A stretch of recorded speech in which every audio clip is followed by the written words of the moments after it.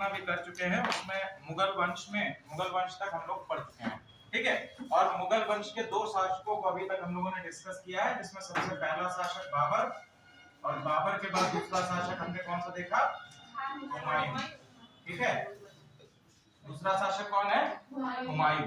अब दूसरे शासक में हम लोगों ने ये देखा कि 1540 में क्या होता है, 1540 में हुमायूं किससे पराजित होता है, ठीक है, किससे, शेर शाह सूरी से पराजित होता है। कहां पर पराजित होता है, कन्नौज के युद्ध में या बेलगांव के युद्ध में, ठीक है, कन्नौज के युद्ध में ये पराजित होता है 1540 में। और उसके बाद हाँ क्या हुआ, क्षेत्र डिफरेंट है, बेलगांव और कन्नौज का कोई दूसरा नाम नहीं है, दोनों एक ही, वो चौसा का कन्नौज का युद्ध है 1540 का, बेलगांव का युद्ध अलग, ठीक है। शेर शाह सूरी किसमें पराजित करता है, कन्नौज के युद्ध में, ठीक है, 1540 कन्नौज का युद्ध,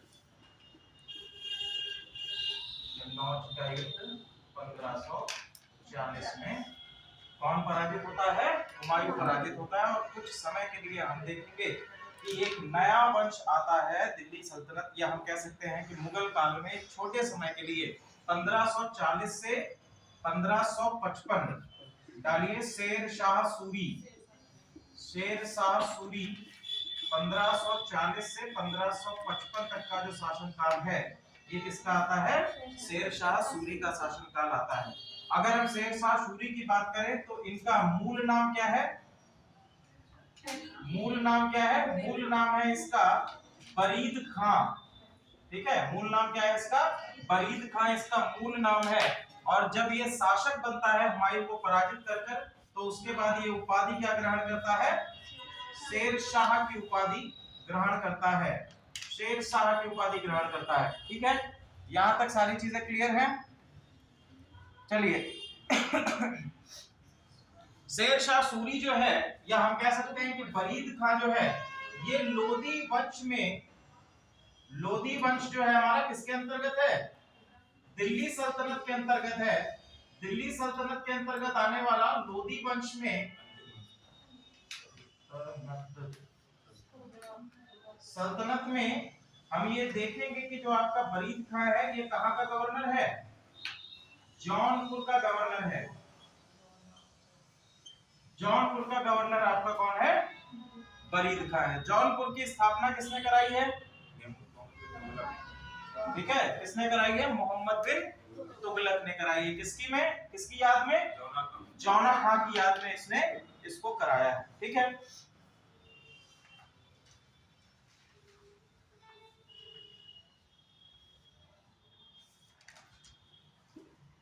फिर लिखिए, शेर शाह सूरी के अंतर्गत ही 1542 1592 मालवा,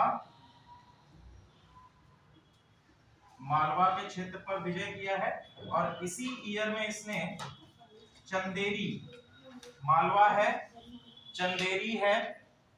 फिर 1545 में, 1545 में पंजाब और सिंध, 1545 1545 पंजाब तथा सिंध का क्षेत्र, पंजाब तथा सिंध का क्षेत्र।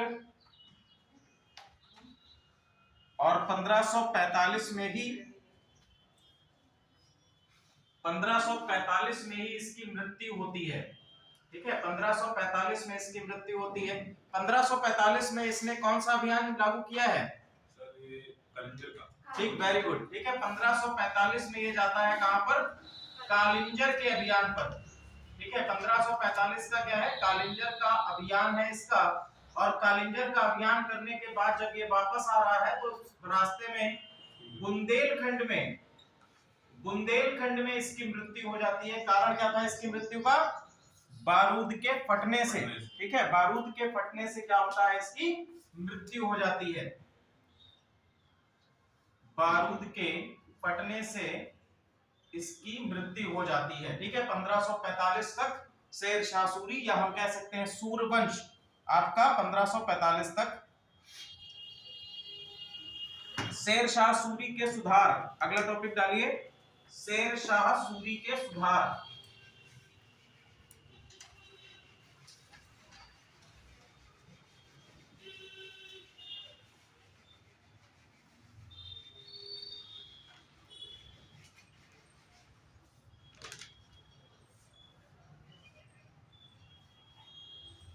शेर शाह सूरी के सुधार।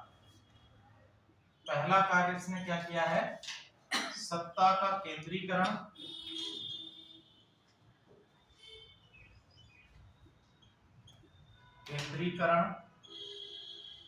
सेकंड दीवाने विजारत,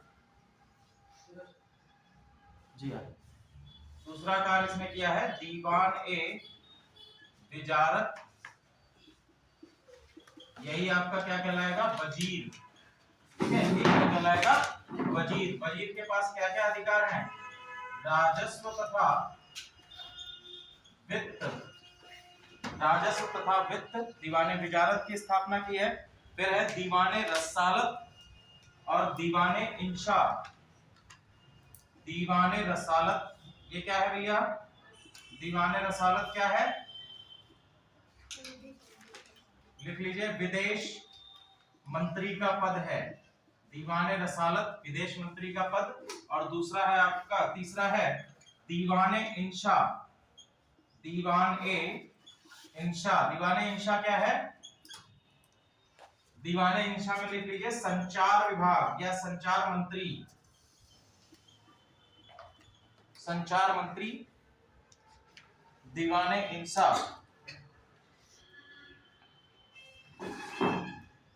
फिर लिखे शेर शाह सूरी का साम्राज्य, शेर शाह सूरी का साम्राज्य 47 सरकारों में विभाजित था।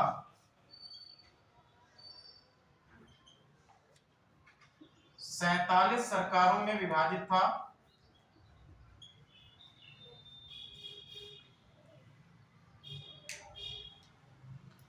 और प्रत्येक जो आपका जितने भी आपकी सरकारें हैं, हम कह सकते हैं सरकार कहने का मतलब यह है 47 अलग अलग प्रांतों में विभाजित था। और हर प्रांत में दो आपके मुख्य अधिकारी हुआ करते थे, जिसमें पहला कहलाता है सिकदर, सिकदर, और दूसरा आपका कहलाता है मुंशिफ, सिकदर और मुंशिफ। सिकदर क्या है, सिकदार, सिकदार, ठीक है, इसका लिख लीजिए कानून व्यवस्था। सिकदार क्या करेगा, कानून व्यवस्था। और जो आपका मुंसिफ है इसमें लिख लीजिए न्यायाधीश,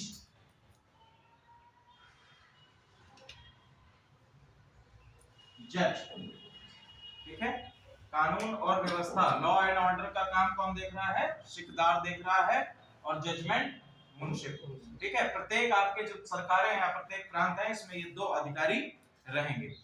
आगे हम लोग बात करते हैं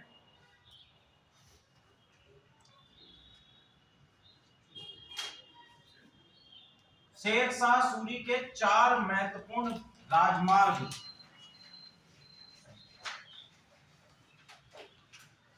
सड़कों का काफी इसने कार्य कराया है। जो आप लोग जीटी रोड देखते हैं, शेर शाह सूरी के द्वारा क्या कराई गई थी, पक्की कराई गई थी।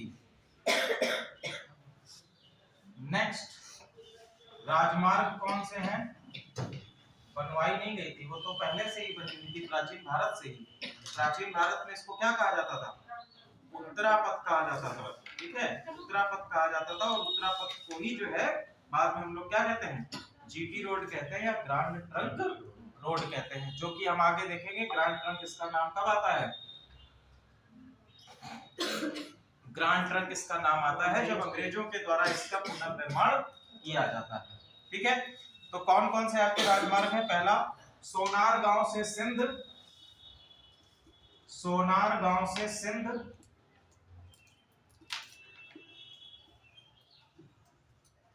दूसरा आगरा से बुरहानपुर, आगरा से बुरहानपुर, थर्ड इज जोधपुर से चित्तौड़, जोधपुर से चित्तौड़,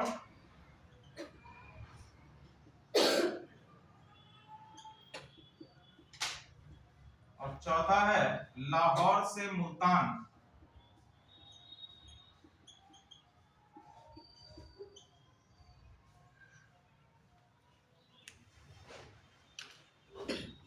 ठीक है, नेक्स्ट इसने क्या किया है, GT road, grand trunk road, या इसी को इसने क्या कहा था, बादशाही सड़क। ठीक है, क्या कहा गया था, बादशाही सड़क। कहां से कहां तक इसके समय में थी, चटगांव से काबुल तक।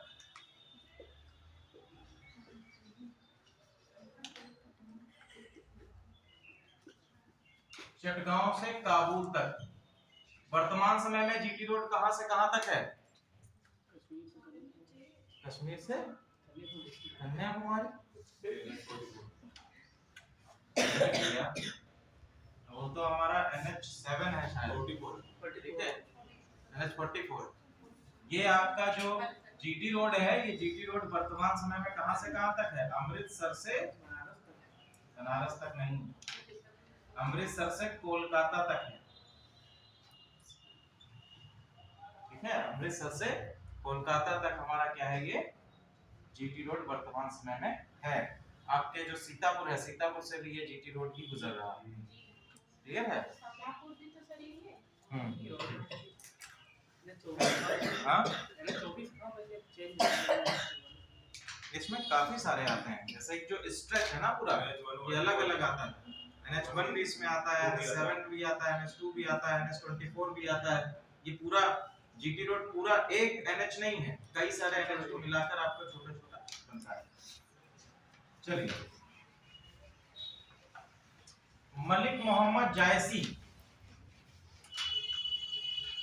ने क्या लिखा है बताओ, ठीक है, पद्मावत के लेखक मलिक मोहम्मद जायसी भी इसी शासन काल में समकालीन हैं। ठीक है, मलिक मोहम्मद जायसी समकालीन है। इनकी रचना है पद्मावत, इनकी रचना है पद्मावत, जिसमें अलाउद्दीन खिलजी के समय में चित्तौड़ के शासक राणा रावल रतन सिंह के और पद्मावती की कहानी के विषय में बताया गया है। क्लियर है, नेक्स्ट लिखो,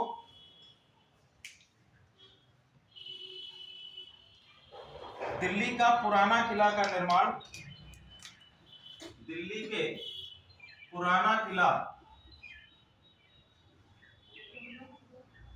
जी दिल्ली का पुराना किला,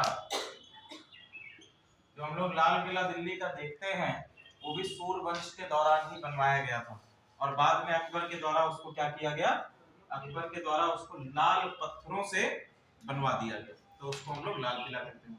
और लाल किले के अंदर जो सफेद मस्जिद है संगमरमर की, उसका निर्माण किसने कराया है, हाँ, औरंगजेब नहीं, उसका निर्माण कराया है किसने, शाहजहां। क्लियर है, उसका निर्माण शाहजहां ने कराया। लाल किले के अंदर ही आपकी सफेद मस्जिद कही जाती है, उसका निर्माण किसने कराया है, शाहजहां ने। हालांकि वो मस्जिद का निर्माण पहले से अकबर ने कराया था, लेकिन उसने क्या किया, जो जितना लाल पत्थर उसमें लगा हुआ था, लाल पत्थर उतरवाकर उसकी जगह क्या लगवा दिया, संगमरमर लगवा दिया।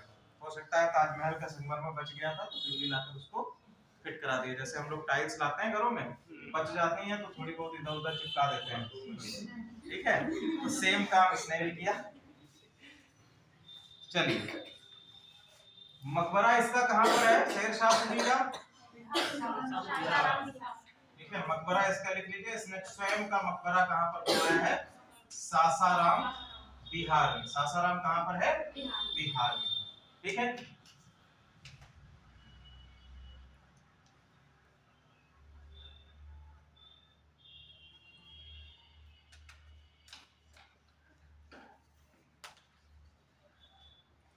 इसके बाद की कहानी हम आपको बता ही चुके हैं। 1540 में 1540 में जब ये हार जाता है हुमायूं, तो कहाँ जाता है? तो सबसे पहला काम ये करता है क्या? सबसे पहला काम करता है ये विवाह कर लेता है। ठीक है, 1540 में हारने के बाद क्या करता है? विवाह कर लेता है। किससे विवाह किया इसने? विवाह इससे किया है हमीदा बानो बेगम से। हमीदा बानो बेगम से ये विवाह कर लेता है और विवाह करने के बाद इनको कहां पर? अमरकोट में जाकर क्या करता है? शरण प्राप्त करता है। अमरकोट में जाकर क्या करता है? शरण प्राप्त करता है। यहाँ पर कौन है इस समय? अमरकोट में कौन शासक है? हाँ, अमरकोट में किसके यहाँ शरण लेता है? ये तो सर अकबर की माँ थी। ये तो अकबर की माँ। लेकिन आप शेरशाह का विवाह मत करो। कहानी समझो। शेरशाह जो है खत्म हो गया। हमने बताया कि 1540 में जब हुमायूं शेरशाह सूरी से हार जाता है, ठीक है, तो शेरशाह तो दिल्ली में स्थापित हो गया। अब हुमायूं के साथ क्या हो रहा है कि हुमायूं 1540 में हार कर कहां आता है? अमरकोट आता है। अमरकोट में आकर किससे विवाह करता है? हमीदा बानो बेगम से विवाह करता है। ठीक है, अमरकोट के शासक इस समय कौन है? राणा प्रसाद। ठीक है, यहाँ पर ये आकर शरण ले लेते हैं और शरण लेने के बाद अपनी पत्नी हमीदा बानो बेगम को इन्हीं के सहारे छोड़कर कहां चला जाता है? ईरान चला जाता है। और ईरान जाकर क्या करता है? अपनी सेना को संगठित तथा एकत्रित करने का कार्य करता है। संगठित तथा एकत्रित करने का कार्य करता है। कौन करता है? हुमायूं करता है। ठीक है, अब समझ में आया? चलिए अब देखो 1555 में ये पूरा कार्यक्रम करने के बाद क्या है? 1555 में ये पुनः भारत पर आक्रमण करता है और किसके साथ में? अफगानों के साथ में युद्ध कर ये क्या करता है? मुगल वंश को पुनर्जीवित करने का कार्य करता है भारत में। 1555 में ये होता है और 1556 में क्या है? इसकी मृत्यु हो जाती है। और फिर से हम देखेंगे कि पुनः यहाँ पर हेमचंद्र विक्रमादित्य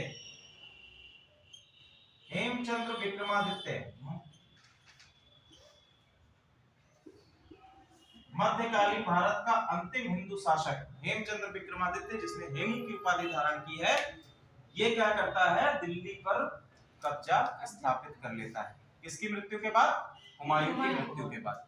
क्लियर? अब जब हुमायूं की मृत्यु हुई तो उस समय जो अकबर है वो क्या है? अल्पायु है। कितने वर्ष का है? 13 वर्ष का है। ऐसे में जो इसका संरक्षक है बैरम खान। संरक्षक कौन है?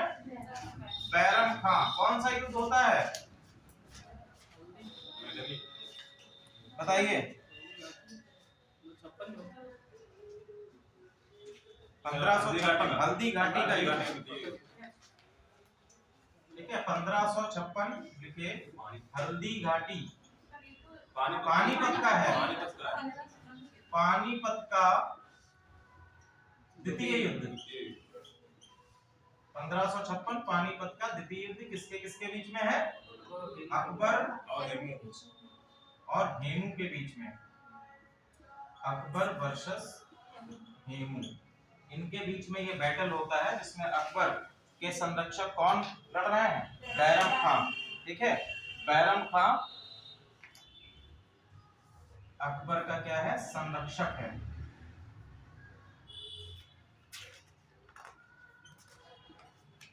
बैरम खान।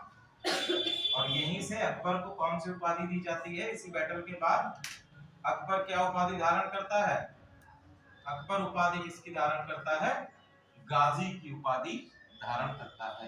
ठीक है, गाजी की उपाधि अकबर धारण करता है। चलिए, तो यहां से शासक कौन बनता है भैया? अकबर। अब हम लोग पढ़ेंगे किसको? अकबर। मुगल वंश का सबसे प्रभावशाली या सबसे शक्तिशाली शासक के तौर पर हम लोग किसको मानते हैं? अकबर को मानते हैं।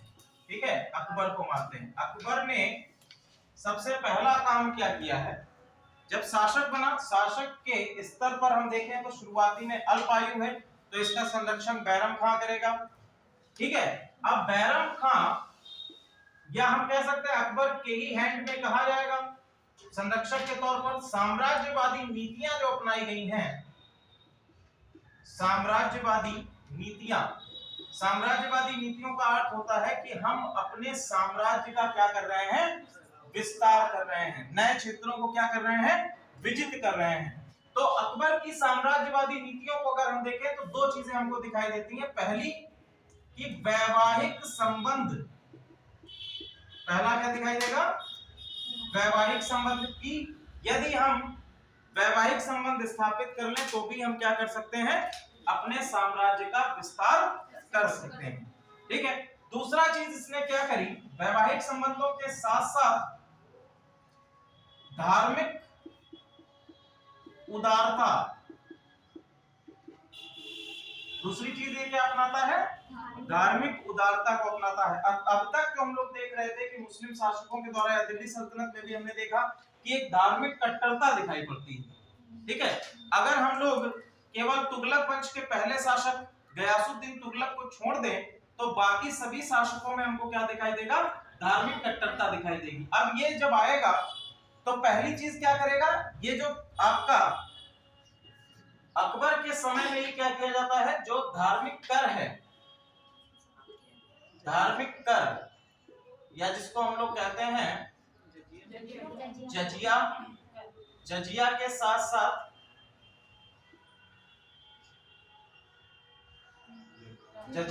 साथ एक कर लिया जाता था जो कि आपको अपने तीर्थ यात्रा मैसूर कहा जाता है, तीर्थ यात्रा मैसूर। ये कर लिया जाता था हिंदुओं से जब वो तीर्थ यात्रा पर जाते थे, तो ये कर भी अकबर के समय में क्या किया गया, समाप्त किया गया।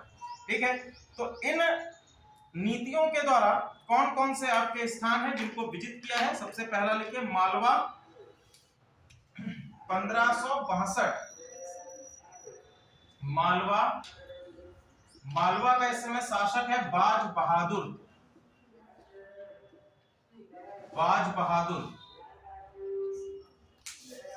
ठीक है, मालवा का शासक कौन है, बाज बहादुर। और 1562 में मालवा को विजित करने के बाद बाज बहादुर जो है इनको क्या दिया जाएगा, मनसबदार का पद, अपने उसमें क्या बना लिया, मनसबदार बना लिया। ठीक है, मनसबदार। नेक्स्ट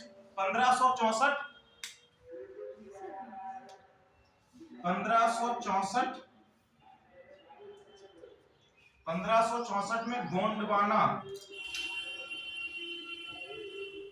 यहां पर कौन है, रानी दुर्गावती। गोंडवाना में रानी दुर्गावती। मालवा सर 61 में है, 62 में सर 62 में आमेर का भी तो कुछ आगे है। इसी साल है। रानी दुर्गावती और इनका पुत्र है वीर नारायण। ठीक है, 1567 में मेवाड़ तथा चित्तौड़,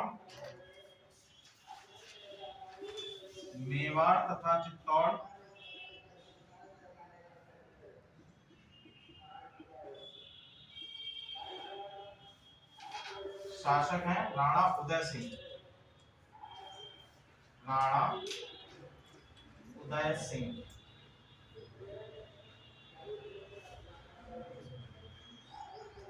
1568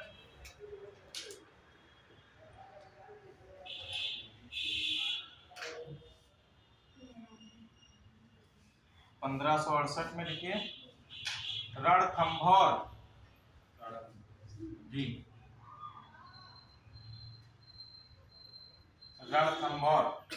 रणथंभौर में हाड़ा वंश है, रणथंभौर, यहाँ पे हाड़ा वंश के शासक हैं शासक हैं।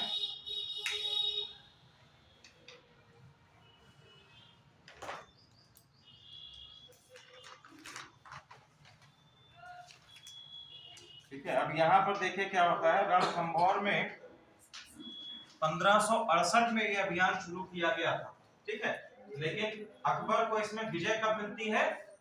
1569 में विजय मिलती है। तो यहाँ पर है, एक है आपके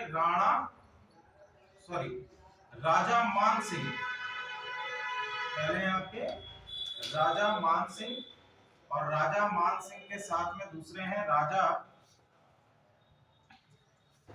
राजा मान सिंह और राजा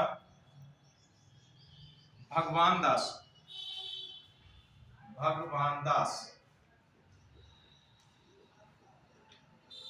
राजा मान सिंह और राजा भगवान दास।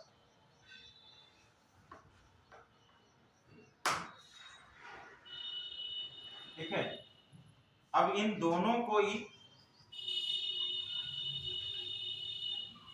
एक राजा है सुरजन दास, राय सुरजन, राजा राय सुरजन, ठीक है, इनके द्वारा क्या किया जाता है? अकबर के पास एक अर्जी लेकर जाई जाती है जिसमें ये स्वीकार कर लिया जाता है कि अब हम मुगल वंश के अधीन सत्ता चलाएंगे, ठीक है। और इसके बाद ये हम देखेंगे कि राजा मान सिंह जो हैं इनको भी क्या प्रदान कर दिया जाएगा?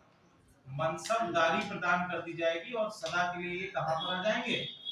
अकबर के दरबार में आएंगे। और अकबर के दरबार में ये नवरत्न के रूप में भी शामिल होते हैं राजा मान सिंह, ठीक है, अकबर के सेनापति रहते हैं। नेक्स्ट लिखिए 1573 गुजरात विजय, 1573 गुजरात विजय,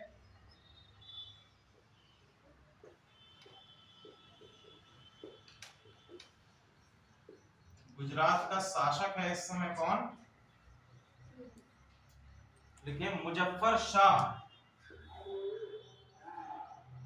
मुजफ्फर शाह ये क्या है? गुजरात का इस समय शासक है।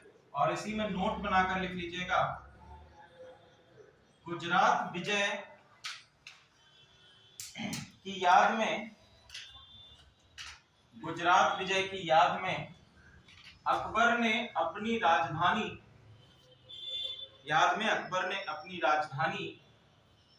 फतेहपुर सीकरी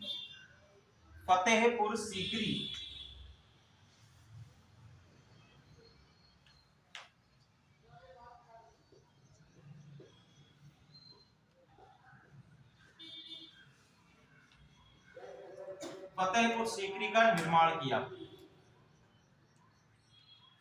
ऐसा कहा जाता है कि अकबर ने गुजरात का अभियान केवल और केवल सूफी संतों को रास्ता प्रदान करने के लिए किया, ठीक है। जो सूफी संत अरब से होकर आते थे कहां पर? ख्वाजा मोइनुद्दीन चिश्ती की दरगाह पर। कहां पर है ये? अजमेर में, ठीक है। तो उनका रास्ता ब्लॉक कर दिया जाता था। दूसरा चीज हम लोग देख रहे हैं कि जब इसने राजधानी किसको बनाया? फतेहपुर सीकरी। तो फतेहपुर सीकरी आगरा के पास में है, लेकिन ये भी क्या है? उस रूट में स्थान पड़ता था जहां पर, जो रूट कहां पर जा रहा है? अजमेर जा रहा है। तो ये दोनों कार्य केवल इसने क्या किए हैं? सूफी संतों को रास्ता या सुगमता प्रदान करने के लिए किए हैं। अब गुजरात का क्षेत्र जब इसके अधिपत्य में आ गया तो अरब के क्षेत्रों से आसानी से दरगाह पर आ सकते हैं। और दूसरी चीज, जब इसने राजधानी फतेहपुर सीकरी अपनी बना ली तो वो भी रास्ते में ही था। सूफी संतों को यहाँ से गुजरने में उनका कारवां प्रॉब्लम नहीं क्रिएट करते।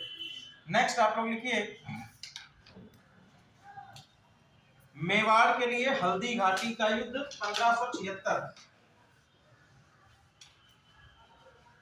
1576 हल्दी घाटी का युद्ध,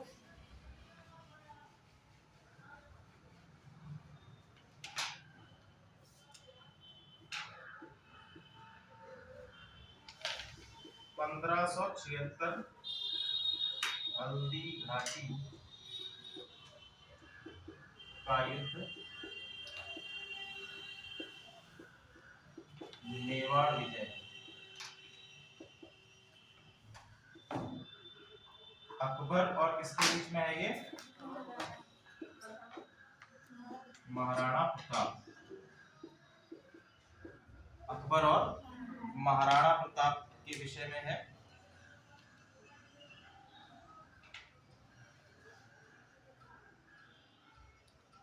ठीक है, तो महाराणा प्रताप को अकबर का सबसे बड़ा प्रतिद्वंदी माना जाता है। ठीक है, अकबर अपने पूरे जीवन काल में महाराणा प्रताप को नहीं मार सका। ठीक है, हालांकि उसने महाराणा प्रताप को हल्दी घाटी के युद्ध में हराया, लेकिन महाराणा प्रताप वहां से भी क्या हुए? बचकर निकल गए। और फिर अपने पूरे ही जीवन काल में हम देखते हैं कि महाराणा प्रताप पूरे ही जीवन काल में अकबर के जो काफिले हैं उन पर लगातार अटैक करते रहे, लेकिन कभी भी अकबर की पकड़ में नहीं आ सके। अगला लिखे 1599 1599 1599 बुरहानपुर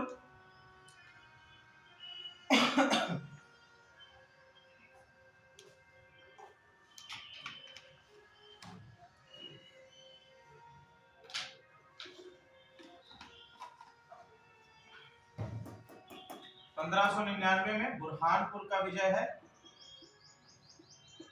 बुरहानपुर का शासक है अली खान। और 1600 में असीरगढ़ विजय। असीरगढ़ की शासिका है चांद बीबी। चांद बीबी।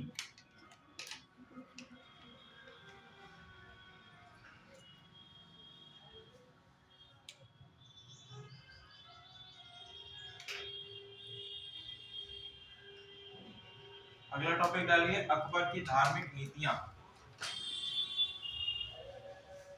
इतिहासकारों ने और कई सारे बार क्वेश्चन भी आप लोगों से करता है कि अकबर को उपाधि इतिहासकारों के द्वारा दी गई है महान के रूप में।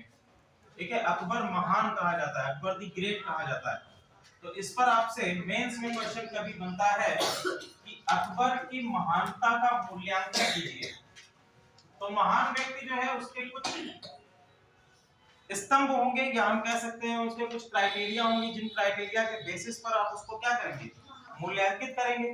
तो एक शासक के तौर पर जब इसका मूल्यांकन आप लोग करेंगे तो पहला क्या आ जाएगा? जैसे हम लोगों ने अभी सारी क्या बताई है, इसकी सैन्य विजय बताई, सैन्य उपलब्धियां कि कौन कौन से क्षेत्रों को इसने क्या किया है? विजय किया है। अगर हम अकबर की सैन्य उपलब्धियों के बारे में बात करें तो हमने मैप पर आप लोग देखेंगे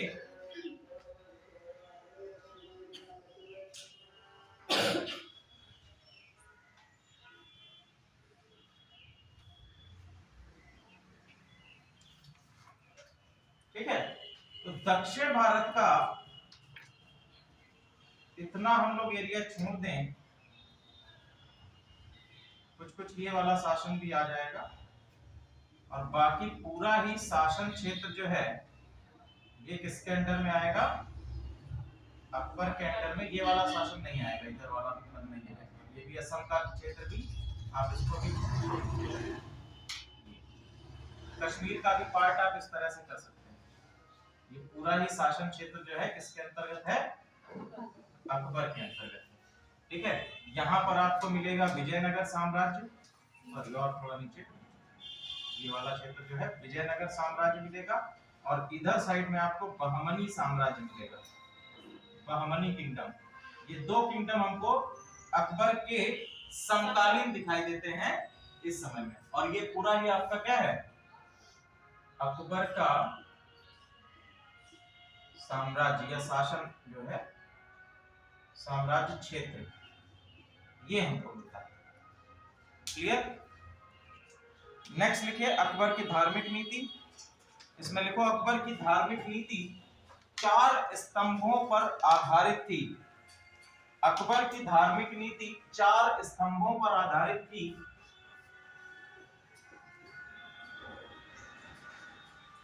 पहला है सौहार्द, दूसरा समता, दया, समता, फिर दया, और चौथा सहिष्णुता।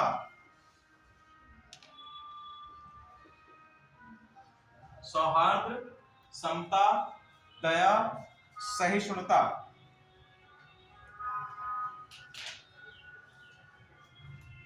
टोटल अगर हम लोग बात करें तो अकबर की जो धार्मिक नीतियां हैं उसमें पूरे हमको 3 चरण दिखाई देते हैं।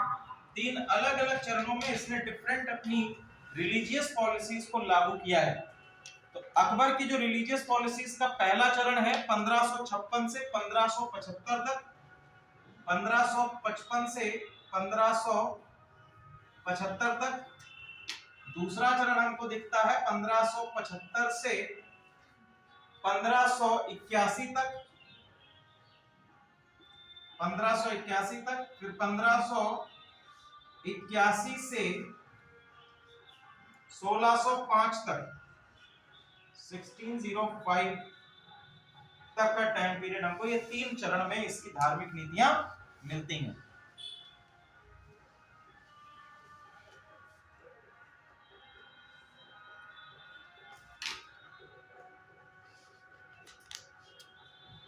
ठीक है, तो 1555 से 1575 तक का जो शासन काल है इसका, इसमें हम इसकी जो नीतियां हैं,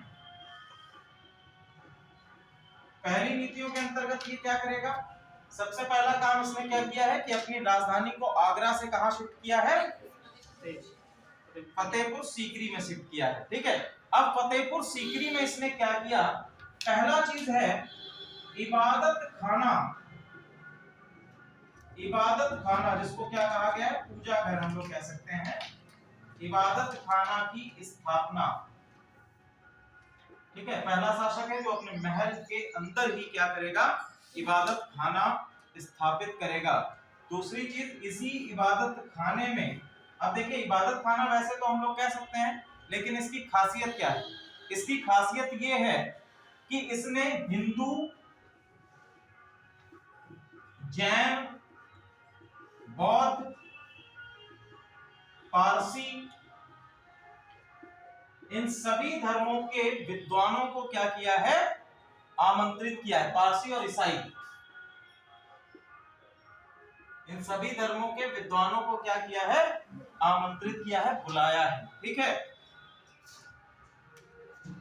तो ये हम कह सकते हैं कि जो पहला चरण है ये इसने व्यक्तिगत स्तर पर या अपनी राजधानी के स्तर पर धर्म का, या हम कह सकते हैं कि पर्टिकुलर धर्म को ना मानते हुए सभी धर्मों का सम्मान या धार्मिक सहिष्णुता को अपनाया है। अब देखिए 1582 में ये क्या करता है, दूसरे चरण में 1582 में ये क्या करता है कि एक नए धर्म का प्रतिपादन करता है। कौन सा धर्म है, दीन इलाही। ठीक है, एक नए धर्म का प्रतिपादन करता है जिसको हम लोग कहते हैं दीन इलाही। ठीक है, दीन इलाही, दीन इलाही के अंतर्गत इसने अपनाया है क्या, सुलह ए कुल। सुलह ए कुल, सुलह ए कुल का मतलब है धार्मिक शांति, सॉरी हाँ, धार्मिक शांति।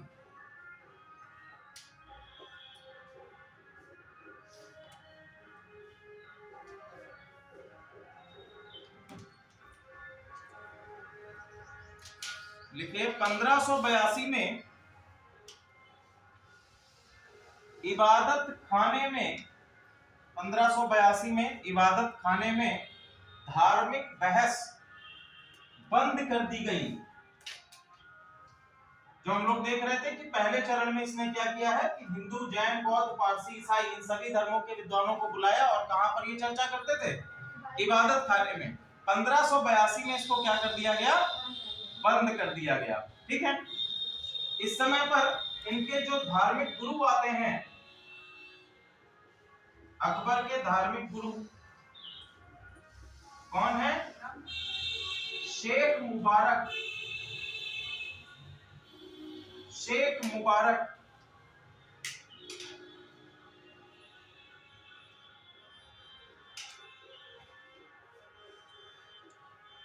अकबर के नए धार्मिक नीति, जो आपकी दीन इलाही, ये सुलह ए कुल, इस नीति को किसने तैयार किया था, नोट लिख लो।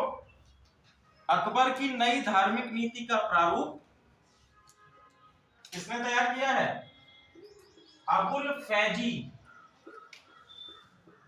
अकबर की नई धार्मिक नीति का प्रारूप अबुल फैजी के द्वारा तैयार किया गया था।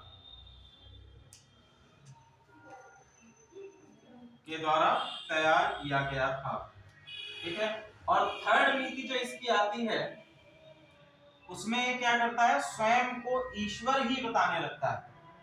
ठीक है, स्वयं को क्या बताने लगता है? ईश्वर ही बताने लगता है। फिर लिखिए, अगला टॉपिक डालिए, अकबर की प्रशासनिक व्यवस्था। अकबर की प्रशासनिक व्यवस्था, एडमिनिस्ट्रेशन ऑफ अकबर।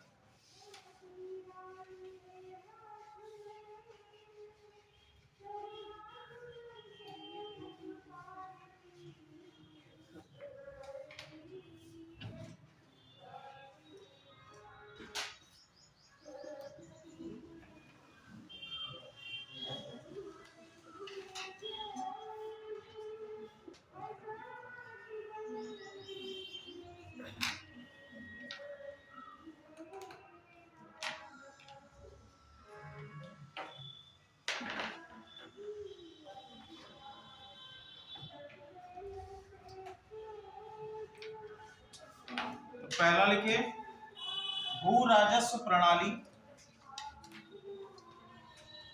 भू राजस्व प्रणाली के अंतर्गत एक अधिकारी की नियुक्ति इसने करना। भू राजस्व प्रणाली में करोड़ी या जिनको करोड़ी कहा जाएगा, पहला अधिकारी हमको मिलता है करोड़ी या करोरी। अब ये करोड़ी या करोरी क्या है? ये एक ऐसा अधिकारी है जिस पर कितना 1 करोड़ बांध, 1 करोड़ बांध लगभग कितना 25,000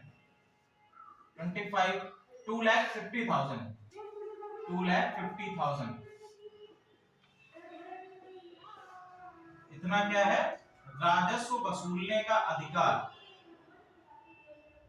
राजस्व वसूलने का अधिकार, इनको क्या कहा गया? करोड़ी कहा गया। फिर लिखे दहसाला पद्धति। दहसाला पद्धति में लिखे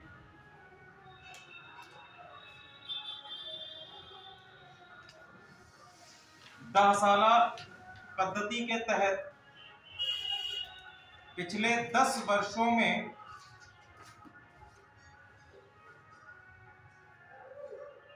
प्रचलित औसत कीमतों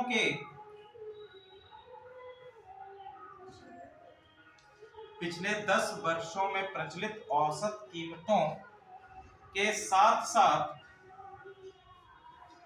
विभिन्न फसलों की औसत उपज की गणना, समझ में आया है? दहसाला पद्धति क्या है? आ गया? क्या है बताओ? पिछले 10 वर्षों में प्रचलित कीमत क्या है? औसत की गणना। हाँ, तो क्या है? ये तो लाइन लिखी है, औसत कीमतों की गणना है। इसमें तुमको क्या समझ में आया? आपने क्या समझा? बताओ।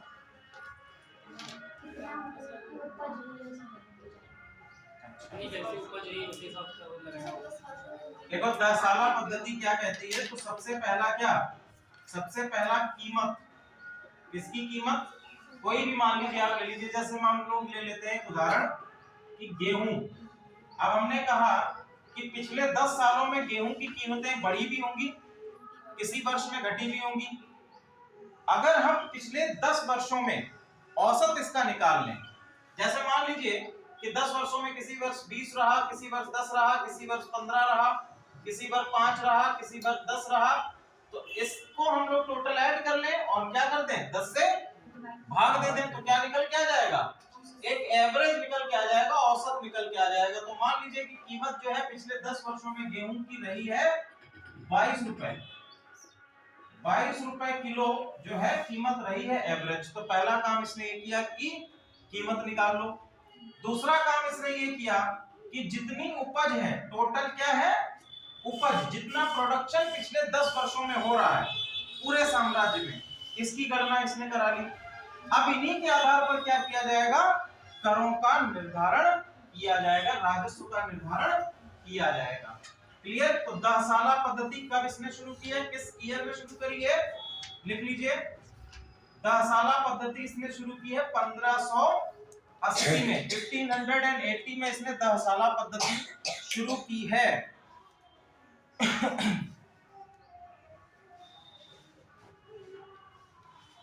अगला लिखिए जब्ती प्रणाली।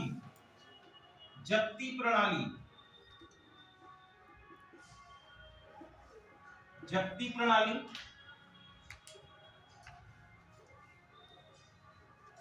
इसमें लिख लो मालवा गुजरात, मालवा गुजरात, लाहौर, इलाहाबाद, मालवा गुजरात, लाहौर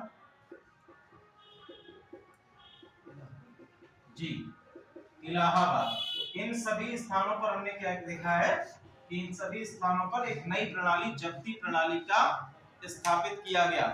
ठीक है, इसमें लिख लो जब्ती प्रणाली के तहत, जब्ती प्रणाली के तहत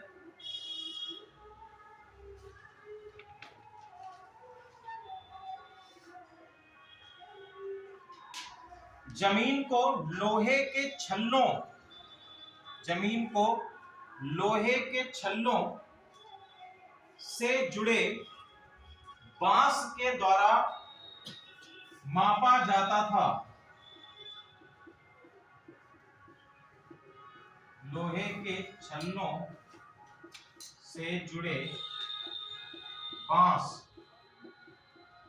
ठीक है, इसके द्वारा क्या किया जाता था, भूमि का मापन किया जाता था। जब्ती प्रणाली किसके द्वारा लागू की गई, अकबर ने तो लागू कराई है। किसने इस प्रणाली को बनाया है, लिख लीजिए टोडरमल। टोडरमल के द्वारा इस प्रणाली को बनाया गया, इसलिए इस प्रणाली को टोडरमल प्रणाली भी कहते हैं। टोडरमल बंदोबस्त, सॉरी, टोडरमल बंदोबस्त भी कहते हैं। टोडरमल बंदोबस्त।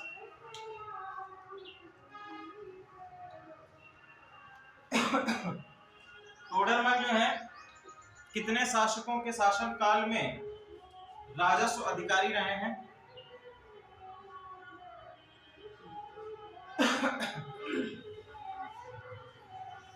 टोडरमल कितने शासकों के शासन काल में राजस्व अधिकारी रहे हैं,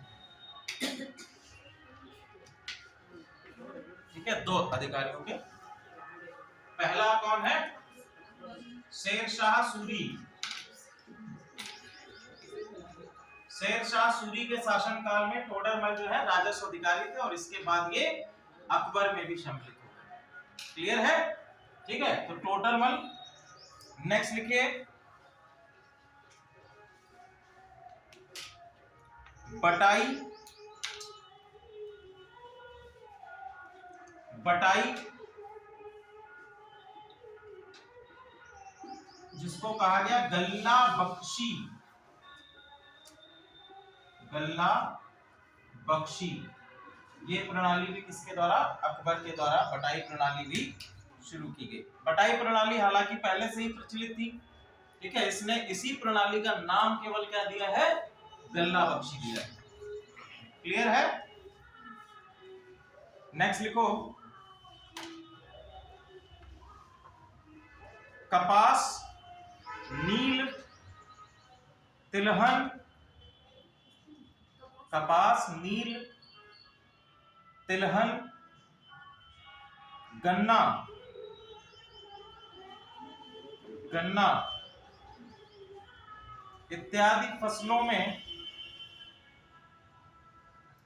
नगद राजस्व वसूली, नगद राजस्व वसूली।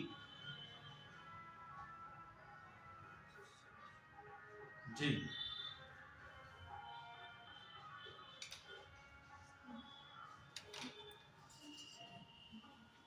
ठीक है, नगद राजस्व वसूली ये किसमें होती थी? जितनी भी आपकी नगदी फसलें हैं, ठीक है।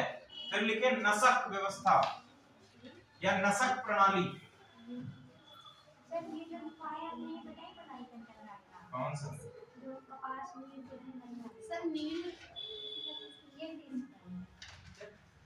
सर नील की खेती कैसे होती है? सर खेती होती है फिर नील क्या होती खेती होती है? है? सर यही तो नील होता है जिससे कलर किया जाता है। नहीं, हाँ सर वही तो नील ये अलग होता है। ये आपका सिंथेटिक नील है जो आप हम लोग यूज करते हैं, ये सिंथेटिक नील। सिंथेटिक मतलब इसको कंपनी केमिकल्स द्वारा बनाया जाता है। और पहले जो आपका नील हुआ करता था, ये नील हुआ करता था जिस प्रकार से अदरक आप देखते हैं, हल्दी आप देखते हैं, तो इसी तरह से नील होती थी। तो इसको पीस कर नीले कलर का पाउडर बन जाता था।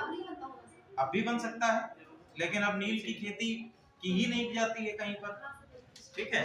अब नील चूंकि जो है कलर जो की है ये आपका ऑलरेडी केमिकल से बनाया जा सकता है। कपड़ों के लिए यूज होता था। बेसिकली इसकी यूरोप में ज्यादा मांग थी, भारत में भी मांग थी, भारत में भी व्हाइट कपड़ों पर नील लगाया जाता था, लेकिन यूरोप में इसकी ज्यादा मांग थी। तो अंग्रेज जब आएंगे तब आप देखेंगे कि नील की खेती को और ज्यादा बढ़ावा देंगे, ठीक है। तिगुनिया नहीं, तिनकटिया।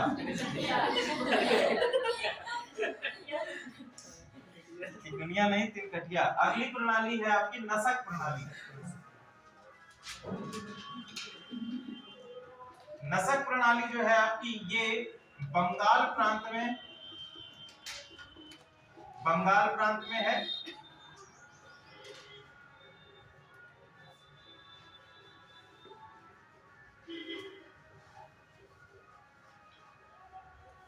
नसक प्रणाली बंगाल प्रांत में है। इसमें लिखिए, इस प्रणाली के अंतर्गत पिछली राजस्व प्राप्तियों, किसान के द्वारा पिछली राजस्व प्राप्तियों के आधार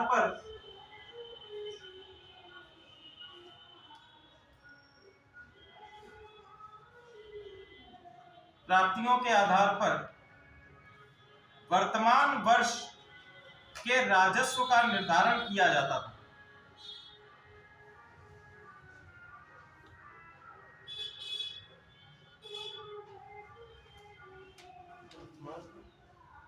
ठीक है, तो नसक प्रणाली में क्या था कि पिछले वर्षों से, जैसे मान लीजिए कि पिछले 3 वर्षों में देख लिया गया कि 3 वर्षों में क्या है, प्रति वर्ष ये कितना दे रहा है, 5 रुपए दे रहा है एवरेज तौर पर।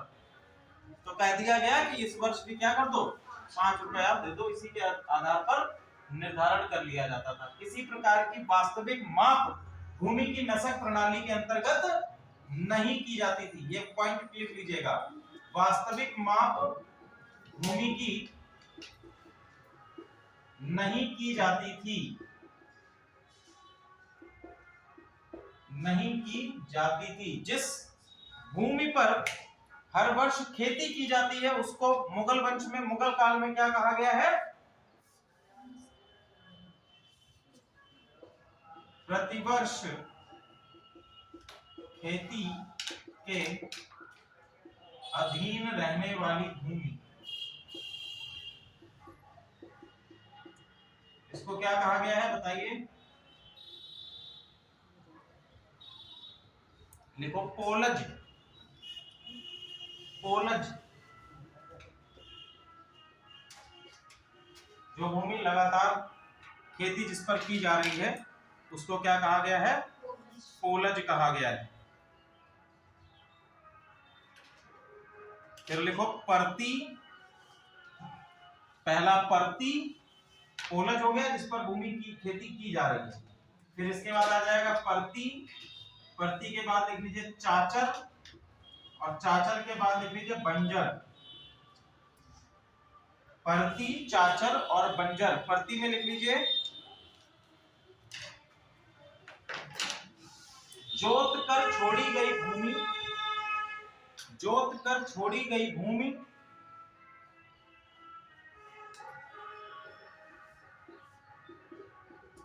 जोत कर छोड़ी गई भूमि, उसको क्या कहा जाएगा? परती भूमि कहा जाएगा। चाचर जो है 2 से 3 वर्ष तक की परती भूमि, यदि भूमि को 2 से 3 वर्ष तक परती छोड़ दिया जाए तो उसको क्या कहा जाएगा? चाचर कहा जाएगा। और बंजर जिस पर कृषि न की जा सके उसको क्या कहा गया? बंजर भूमि कहा गया। सर ये पट्टा पट्टा भी कुछ इसमें आता है सर? परती पट्टा फिर एक होता है? नहीं, पट्टा अलग होता है, परती अलग होता है। पट्टे का अर्थ होता है कि एक निश्चित समय के लिए, ठीक है, एक निश्चित समय के लिए एक निश्चित भूमि का टुकड़ा किसी एक व्यक्ति को आवंटित कर देना, यही क्या कहलाता है? पट्टा कहलाता है। वर्तमान समय में ये पट्टा लगभग 100 वर्षों का होता है, ठीक है। 100 वर्षों के लिए लीज पर भूमि दी जाती है और उसके बाद पुनः पट्टा निर्धारित होता है ग्रामीण क्षेत्रों में, जो आपके लेखपाल और कानून को होते हैं उनकी आज्ञा के बाद जो है ये किया जाता है। क्लियर है? चलिए बेटा, नींद आ रही है आपको? जाओ मुंह धुलाओ जाके। नहीं,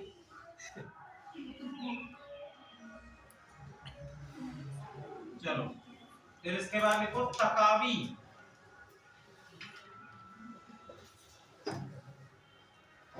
तकावी में लिख लो कृषि ऋण,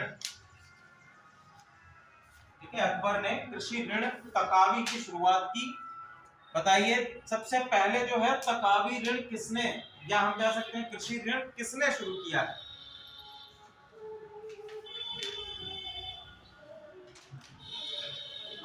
मध्यकालीन भारत में, हाँ, अलाउद्दीन खिलजी ने। वेरी गुड, ठीक है।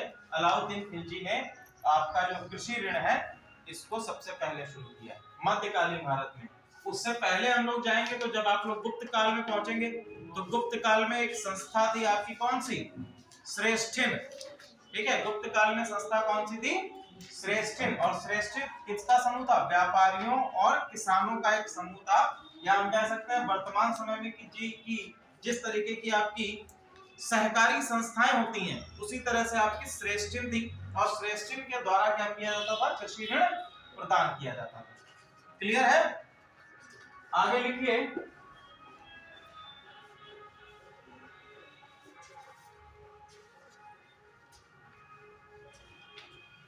आप लोगों का एग्जाम तो आगे बढ़ गया है, पोस्टपोन हो चुका है, ठीक है। और ये बैच भी आपका लगभग 27 तारीख तक चलाया जाएगा। इसके बाद कल आप लोगों का, कल अखबार में आ जाएगा नए बैच के लिए आवेदन का, और 14 तारीख से आप लोगों का आवेदन शुरू होगा। इस बार प्रवेश परीक्षा का प्रावधान है। प्रवेश परीक्षा जो है आपकी वो मई के अंतिम सप्ताह में या जून के पहले सप्ताह में होगी, और लगभग 1 जुलाई से हम लोग नया सेशन स्टार्ट करेंगे। हाँ, ये वाला 27 मार्च तक। फिर उसके बाद सर छुट्टी? फिर छुट्टी। कुछ नहीं, मार्च तक ही जो कुछ हो पाएगा मार्च तक ही हो पाएगा। मार्च के बाद कोई प्रॉब्लम नहीं।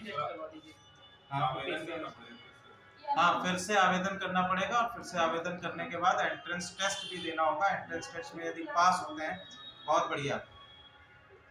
क्या कर रहे हो? बाहर जाके आप कॉल अटेंड कर, नहीं बात अगर इम्पोर्टेंट करनी है आप बाहर चले जाओ, अटेंड कर लो, कोई प्रॉब्लम नहीं। हाँ, तो मतलब आप लोगों को एंट्रेंस टेस्ट देना होगा। एंट्रेंस टेस्ट यदि पास होते हैं उसके बाद 1 जुलाई से नए सत्र में प्रवेश पास, ठीक है। हाँ, टेस्ट करवा देंगे, टेस्ट हो जाएंगे आपके। तो सर इस वाले एग्जाम के लिए इधर ही उनकी पहले क्लास चल रही है, फिर ये एग्जाम हो जाएगा क्योंकि उसमें शासनादेश में 10 महीने का ही कोर्स चलाने का है।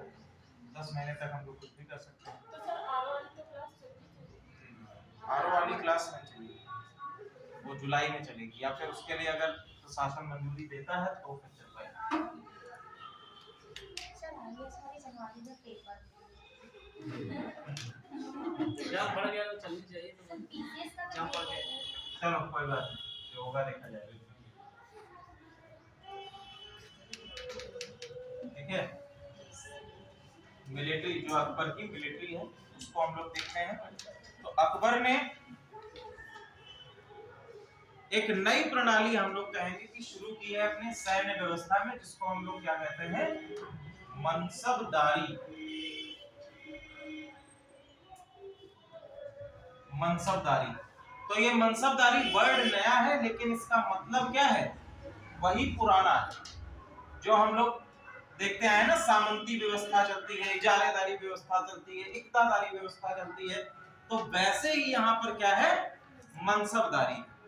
बस ये ध्यान रखिएगा कि पहले जहां पर हम लोग इक्तादार बोलते हैं या आपके इजारेदार बोलते हैं, सामंत बोलते हैं, उनके पास राजस्व वसूली का अधिकार है, जबकि मनसबदारी में राजस्व वसूली का अधिकार नहीं है।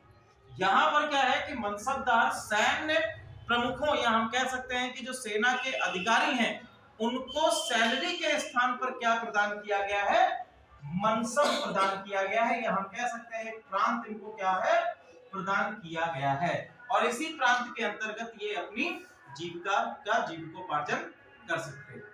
ठीक है, तो मनसब दिया गया, और मनसब जिनको दिया गया, जो स्थान है उसको क्या कहा गया, मनसब, और जिसको दिया गया है उसको क्या कहा गया, मनसबदार कहा गया है। क्या कहा गया है, मनसबदार कहा गया है। सेना में इस प्रणाली का यूज किया गया है। ठीक है, मनसब बेसिकली हम अगर कहें तो मनसब एक प्रकार का क्या है, रैंक है, सैन्य अधिकारियों का रैंक है, जिसको क्या कहा गया है, मनसब कहा गया है।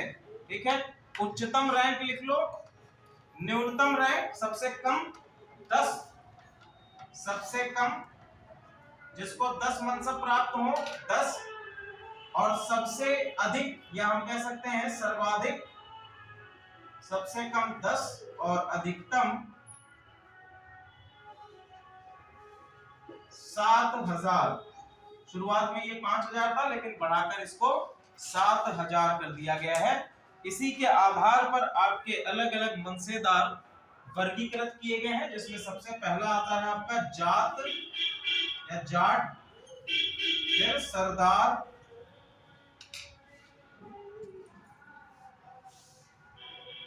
सॉरी सवार है, सरदार नहीं, जाट और सवार।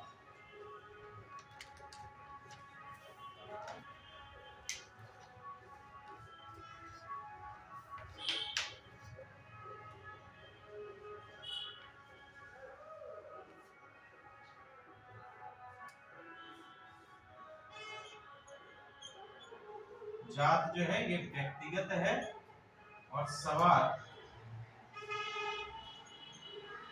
लिख लीजिएगा, कितने घोड़े रखने की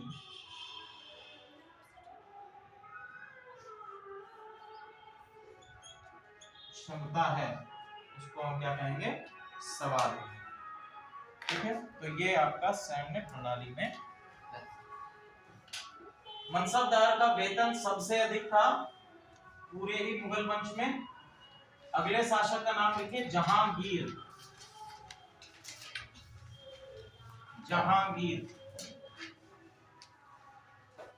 जहांगीर वो शासक है जो अपने पास क्या रखता था,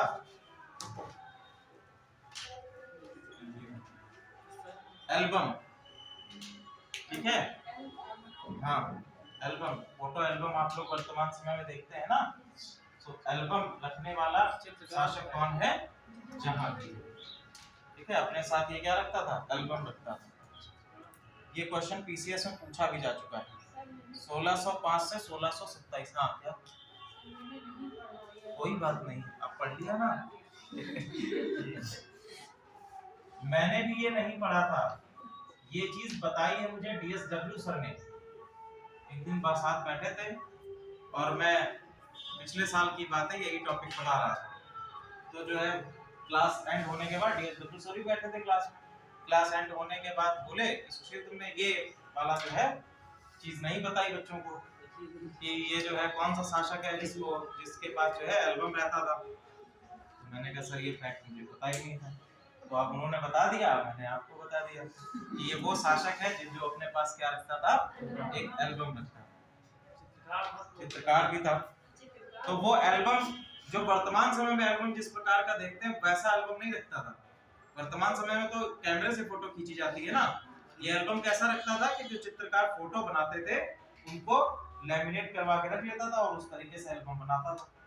जाहिर सी बात है, इनको चित्रकारी का बहुत शौक था। तो हर समय जैसे हम लोग सेल्फी लेते हैं ऐसे ये हर समय बनाते रहते होंगे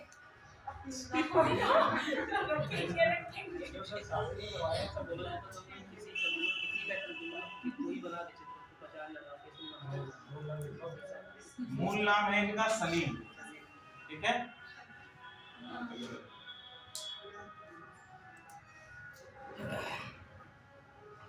मूल नाम इनका है सलीम। और बेसिकली अगर हम बात करें तो अकबर के 3 पुत्र मुख्य रूप से आते हैं ताज की दावेदारी के लिए, अन्य अगले शासक के तौर पर दावेदारी के लिए। एक इनका बेटा है खुसरो, हाँ खुसरो,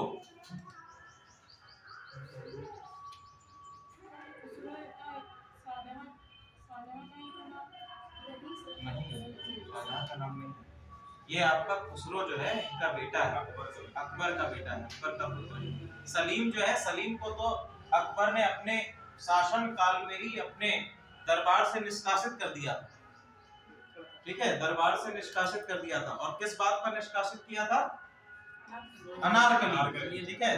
जो सलीम है, सलीम बेसिकली हम बात करें तो सलीम बहुत ही अपने, जब ये राजकुमार था तो अपने राजकुमार के जो इसके चरण थे उसके अंतर्गत देखेंगे तो ये काफी शराबी व्यक्ति था, ठीक है, शराबी व्यक्ति था, पूर्ण रूप से विलासिता में जी रहता था। और इसके बाद इसको प्यार किससे हो गया? अनारकली से प्यार हो गया। ऐसा इतिहासकारों का मानना है कि अकबर भी अनारकली से विवाह प्रेम करता था, और ऐसा भी लोगों का मानना है कि अनारकली ही सलीम की माता भी थी। इतिहासकार है, कुछ भी कह सकते हैं, ठीक है। ऐसा भी मानना है कि सलीम जो है, ये अनारकली जो है ये सलीम की माता भी थी, और सलीम को इनसे प्रेम हो जाता है। और अंततः आप देखेंगे कि सलीम जो अनारकली है उनको जिंदा दीवार में चुनवा दिया जाता है। उसके पीछे भी काफी कहानियां हैं कि अकबर ने ऐसा आदेश दे दिया, अब आदेश को वापस तो ले नहीं सकता था, तो उसने क्या किया, दीवार में चुनवाया तो, लेकिन पीछे से भागने का एक रास्ता भी दे दिया, ठीक है, कि पीछे से भाग जाओ। और सलीम के साथ में अनारकली भाग गई। ये देखिए दोनों तथ्य आपके आते हैं, ठीक है, दोनों तथ्य बताए जाते हैं कि अकबर ने ऐसा भी किया और उसको चुनवाया भी। ये भी बेसिकली आप लेके चलिए कि उसको चुनवा दिया, किसी से पूछा नहीं जाएगा किसी भी एग्जामिनेशन में कि अनारकली भाग गई थी कि नहीं भाग गई, ठीक है। ऐसा कोई नहीं एग्जामिनर पूछेगा कि अनारकली भाग गई थी या अनारकली नहीं भागी थी। सर ये सलीम जो था ये नशेड़ी तो मेरी तो भाई, लेकिन इसने शराब को बंद भी इसी ने कराया, शराब को बंद भी इसने कराया है, ठीक है। और जो आपकी चेन आप देखेंगे, क्या नाम है उसका, न्याय की चेन, ठीक है, न्याय की जंजीर, वो भी इसके द्वारा ही लगवाई गई है। तो कार्य ये तो काफी अच्छे करेगा, लेकिन शुरुआती दिनों में हम लोग देखेंगे एक शासक के तौर पर जब ये नहीं है, एक राजकुमार के तौर पर है, तो पूर्ण रूप से अपने आप को ये विलासिता में रखा है, ठीक है। अब देखिए सलीम का जो माता का नाम हमको मिलता है वो क्या है? जोधाबाई। जोधाबाई, क्या कहना है? अकबर के 3 पुत्र के बारे में बता। अकबर के 3 पुत्र, एक आपके हैं खुसरो हैं, हाँ, एक आपका खुसरो है, एक कौन है? अब्दुल रहीम, एक आपके रहीम है, एक आपके खुसरो है। ये खुसरो जो है ये पूर्ण रूप से सैन्य, एक सैनिक के तौर पर अपने आप को इस्टेब्लिश करता है। जो ये रहीम है ये है धार्मिक, ये अपने आप को क्या है, धार्मिक कार्यों में अधिकतर लिप्त रखता है, और दूसरी जगह पर आपका आता है सलीम। सलीम जो है अकबर इसको सबसे ज्यादा हम कह सकते हैं कि उत्तराधिकारी के तौर पर मानते थे, ठीक है। और ऐसा भी कहा जाता है कि इसमें दोनों का ही सम्मिश्रण था, यानी कि सैन्य उपलब्धियां तो थी ही इसकी, साथ ही साथ क्या था कि इसमें धार्मिक उपलब्धियां भी थी। जो सहिष्णुता, जो समता अकबर ने अपने शासनकाल में स्थापित की थी, वही चीज सलीम के अंतर्गत थी। लेकिन सलीम अपने आप को शराब के नशे में हमेशा रखता था, जिसके कारण इसका पिता इससे दुखी था। चलिए आगे हम लोग लिखते हैं।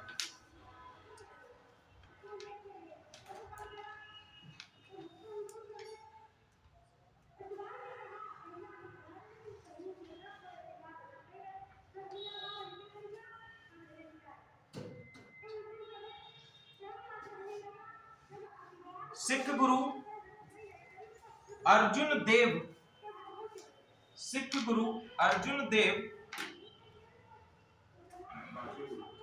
क्या कह रहे हैं? अर्जुन देव ये कौन है? सिख गुरु हैं। इन्हीं की सहायता से, या हम कह सकते हैं इन्हीं के साथ में क्या किया है इसने? खुसरो पर विजय प्राप्त की। खुसरो के विरुद्ध विद्रोह, खुसरो के विरुद्ध जो है विद्रोह, किसकी सहायता से? अर्जुन देव की सहायता से खुसरो के विरुद्ध विद्रोह किया है। इसके साथ साथ हम देखेंगे जहांगीर के शासन काल में दो लोग आते हैं भारत में, या दो अंग्रेज भारत में आते हैं। कौन कौन से हैं? एक है आपके अंग्रेज, दो अंग्रेज आते हैं। पहला लिखिए विलियम हॉकिंस, विलियम हॉकिंस, और दूसरे हैं आपके sir Thomas Roe, sir Thomas Roe. हालांकि अकबर के शासन काल में भी पहले से आ चुके थे जहांगीर के पास। सबसे पहले जहांगीर जो था वो सूरत का गवर्नर था, तो सबसे पहले जब विलियम हॉकिंस आया तो सबसे पहले किससे मिला? जहांगीर से मिलता है। और जहांगीर के द्वारा इसको, विलियम हॉकिंस को परमिशन भी ग्रांट कर दी जाती है, लेकिन बाद में हम देखेंगे कि अकबर के द्वारा उसको कैंसिल कर दिया गया था। बाद में अकबर के बाद हम देखेंगे कि विलियम हॉकिंस को ये परमिशन प्राप्त हो पाती है। कब प्राप्त होती है? 1602 में।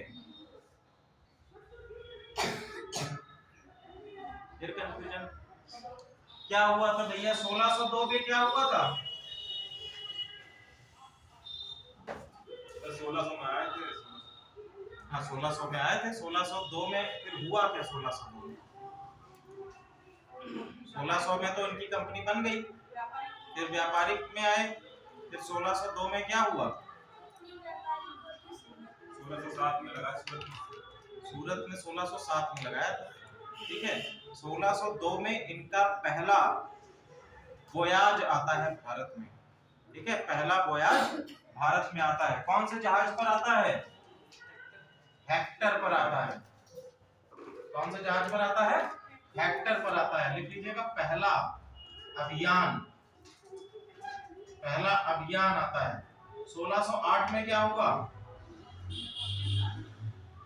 अंग्रेजों के ही इसको हम लोग पढ़ रहे हैं। 1608 में क्या हुआ?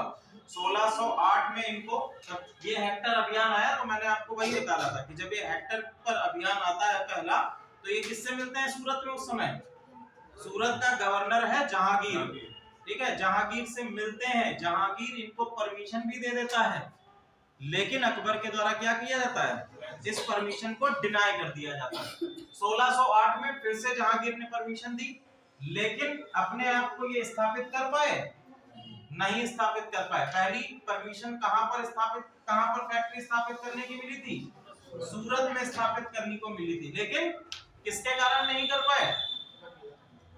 अकबर के कारण नहीं। 1605 में अकबर खत्म, अब 1608 में आ गए हैं, ठीक है। तो यहाँ पर पुर्तगालियों का वर्चस्व पहले से था, तो पुर्तगालियों के कारण क्या हुआ? ये अपने आप को एस्टैब्लिश नहीं कर पाए। कहां पर किया गया 1608 में? मसूलीपट्टनम। फिर जो है अपने आप को मजबूत करते रहे। 1611 में क्या हुआ? 1611 में पुर्तगालियों के साथ में इन्होंने क्या किया, युद्ध किया, और 1611 में होता है स्वाली का युद्ध। 1611 में क्या हुआ, स्वाली का युद्ध हुआ, और स्वाली के युद्ध में अंग्रेजों ने किसको हरा दिया, पुर्तगालियों को हरा दिया। अब पुर्तगाली जिनकी नौसेना को सबसे ज्यादा शक्तिशाली माना जाता था, और उसी नौसेना को हरा दिया गया, तो उनका जो अभिमान था, जो उनका घमंड था, वो टूट गया। इसके बाद जो है स्वाली का युद्ध के बाद अंग्रेजों ने अपनी पहली कोठी 1612 में कहां स्थापित करी है, सूरत में स्थापित करी है। सूरत में दूसरी कोठी कह सकते हैं, व्यापारिक कोठी सूरत में स्थापित करी है। चलिए, 2 अंग्रेज आते हैं, नेक्स्ट लिखिए।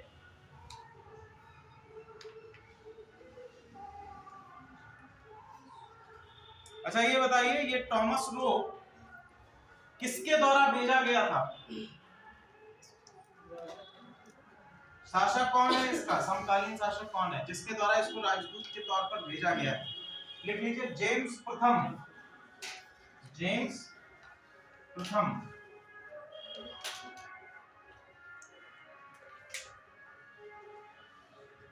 (1611) में ही 1611 में इसका विवाह होता है किसके साथ में, 1611 विवाह होता है मेहरुन्निसा। मेहरुन्निसा, हाँ जहां पर मेहरुन्निसा, जिसको क्या कहा जाता है, नूर जहां कहा जाता है। ठीक है, नूर जहां, या हम लोग इसको कह सकते हैं लाइट ऑफ वर्ल्ड। ठीक है, पूरे विश्व की या पूरे जहां की या पूरे दुनिया की रोशनी। हाँ ठीक। जिस तरह का हम लोग शासन काल देखते हैं अकबर के शुरुआती चरण में, अकबर के शुरुआती काल का जो शासन काल है, जब तक अकबर अपने निर्णयों को खुद नहीं लेने में सक्षम हो पाता है, उसको हम लोग टाइम पीरियड को बोलते हैं पेटीकोट शासन।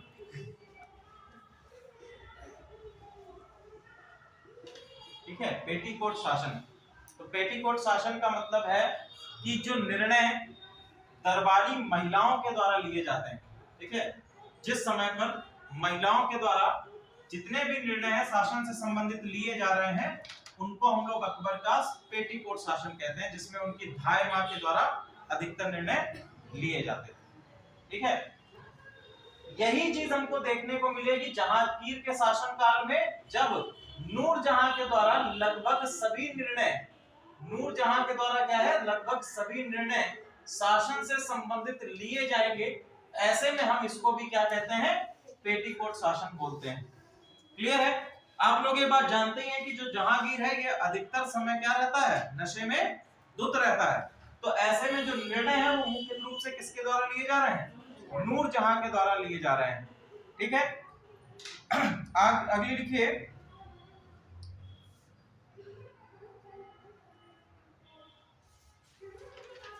अब देखिए पहला फैक्ट मैंने आप लोगों को लिखवाया कि जहांगीर अपने साथ में क्या रखता था, एक एल्बम रखता था। दूसरा चीज, जहांगीर जो है चित्रकारी का संरक्षक है, और इसका जो पूरा युग है इसको कहा जाता है चित्रकारी का युग। चित्रकारी का युग, इसका जो पूरा शासन काल है इसको चित्रकारी का युग भी कहा जाता है। साथ ही साथ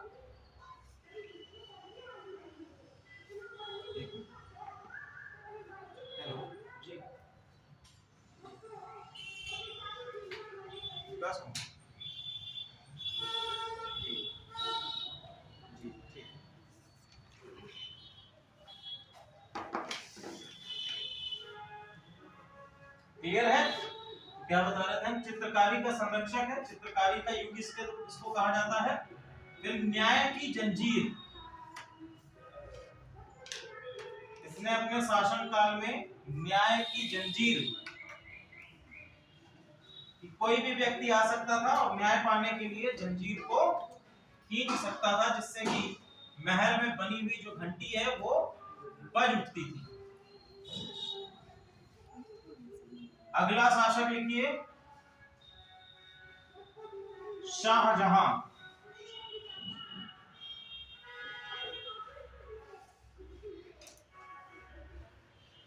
शाहजहां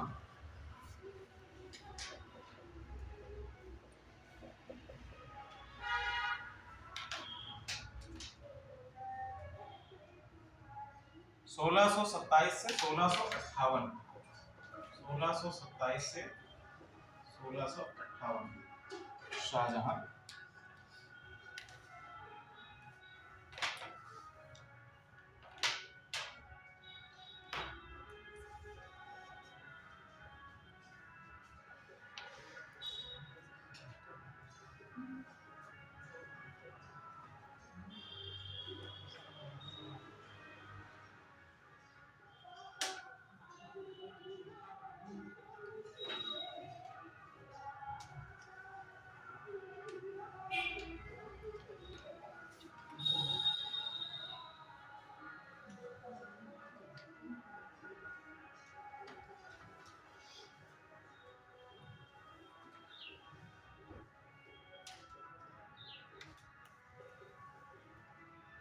फॉर्म सभी लोगों के भर गए हैं?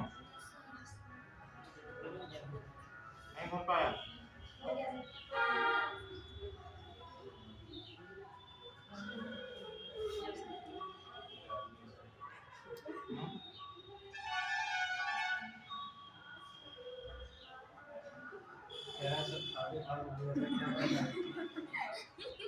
कौन कह रहा है कि आप खाली फॉर्म भरो? किसने कहा खाली फॉर्म भर दो आप?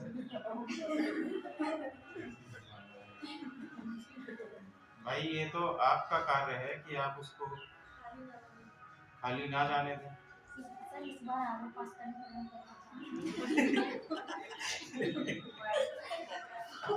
अगर हम तुमको जो अभी आरओ का फॉर्म आया है, अभी जो आरओ का पेपर हुआ है, वही पेपर हम तुमको दे दें आके, ठीक है? तो उसमें भी तुम जो है नहीं पहुंच पाओगी कट ऑफ तक। सर बता रहे थे पीछे के दोबारा एग्जाम होंगे उसमें जो है नेक्स्ट स्टूडेंट हम अप्लाई कर सकते हैं। कौन सा आरओ का? जो नहीं बीसीएस में कर सकते इसके लिए डेट कितने दोबारा ऑनलाइन दोबारा अप्लाई हां पीछे से हो जाएगा पीछे वाला कटा और ये जो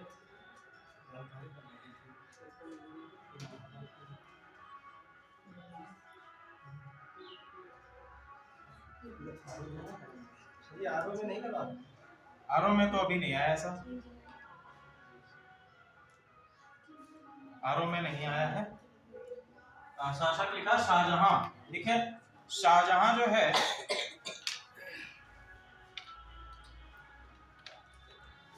शाहजहां जहांगीर के मृत्यु के बाद इसके 4 बेटे हैं, 4 बेटे हैं, और चारों बेटे जो हैं अलग अलग जगह पर अपने आप को शासक के तौर पर स्थापित करने के लिए संघर्ष कर रहे हैं।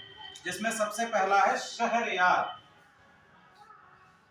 शहरयार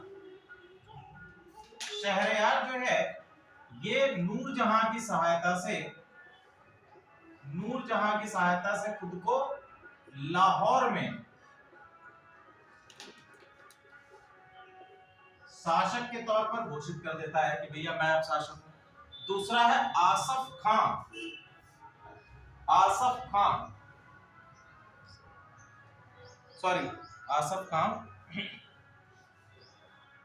यहां पर लिखिएगा। दूसरा शासक है दाव बख्श, और इसका समर्थन कर रहे हैं आसफ खां का पुत्र खुसरो खां, और ये इसको आगरा में शासक के तौर पर क्या कर देता है? घोषित कर देता है कि भैया ये है, ठीक है? अब देखो होता क्या है कि जब ये चीज किसको पता चलती है? जब ये चीज पता चलती है शाहजहां को, तो शाहजहां सबसे पहला कार्य ये करता है कि जो जितने भी ये दाग बख्श हैं, आसफ खां हैं, खुसरो खां हैं, इन सबको क्या कर देता है, हत्या करवा दी जाती है, इन सबको मार देता है जाके। और इसीलिए इतिहासकारों ने दाग बख्श को क्या कहा है, बलि का बकरा। इसको क्या कहा जाता है, बलि का बकरा कहा जाता है। कि शाहजहां को गद्दी पर बिठाने के लिए जो कार्य किया गया, किसके द्वारा किया गया है, आसफ खां के पुत्र खुसरो खां के द्वारा। ताकि देखिए शुरुआत में क्या होता है कि शाहजहां अपने आप को शासक के तौर पर नामित नहीं करना चाहता है, लेकिन जब ये देखता है कि शहरयार नूरजहां की सहायता से लाहौर में शासक बन गया है, दाव बख्श भी अपने आप को शासक बनाने के लिए जा रहा है, तो ये खुद को रोक नहीं पाता और इनकी हत्या कर देता है। ठीक है, तो इसको कहा जाता है बलि का बकरा। शुरुआत में अगर हम बात करें शाहजहां की, तो शाहजहां जो है ये अपने राजकुमार के शासक के तौर पर ये क्या है, मालवा का सूबेदार है। मालवा का क्या है, सूबेदार है। ठीक है, मालवा का सूबेदार है जी। जो 4 बेटे हैं इनके जहांगीर के हैं सर? क्या है, जो 4 बेटे जहांगीर के हैं? हाँ जहांगीर के हैं, वही तो गद्दी के लिए लड़ेंगे। नेक्स्ट लिखिए,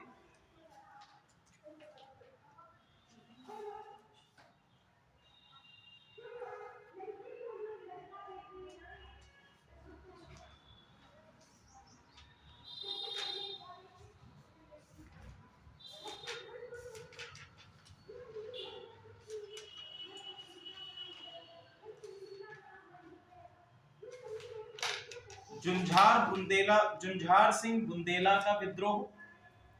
झुंझार सिंह बुंदेला का विद्रोह। झुंझार सिंह बुंदेला का विद्रोह।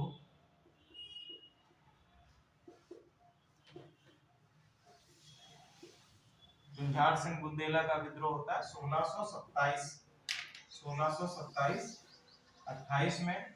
इसके बाद देखो पुर्तगालियों का विद्रोह। पुर्तगालियों का विद्रोह ये है हुगली में, और इसका शासनकाल है 1631-32। 1631-32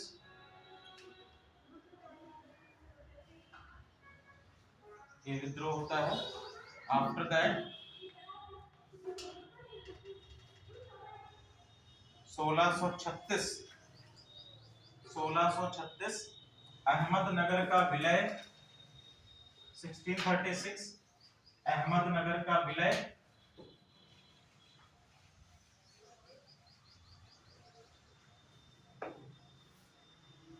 1636 अहमदनगर का विलय।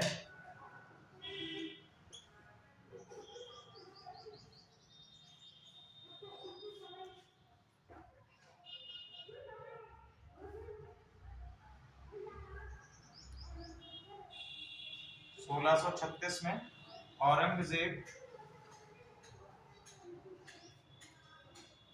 दक्कन का सूबेदार, औरंगजेब को अहमदनगर का जब विलय किया गया तो इसी समय पर औरंगजेब को क्या बना दिया जाता है, दक्कन का सूबेदार नियुक्त कर दिया जाता है। लेकिन अगला स्टेप हम लोग देखते हैं 1644 में, 1644 में औरंगजेब दक्कन से कहां आ जाता है, औरंगजेब जहां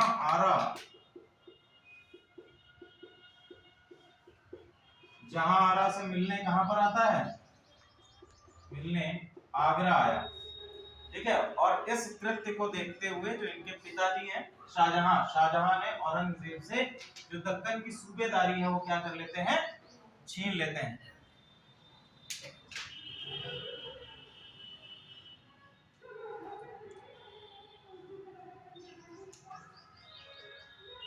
नेक्स्ट लिखिए औरंगजेब ने दक्कन में मुर्शीद कुली खां की सहायता से मुर्शीद कुली खां की सहायता से मुर्शीद कुली खां की सहायता से भू राजस्व सुधार करता है। मुर्शीद कुली खां की उपाधि लिख लीजिए दक्षिण का टोडरमल।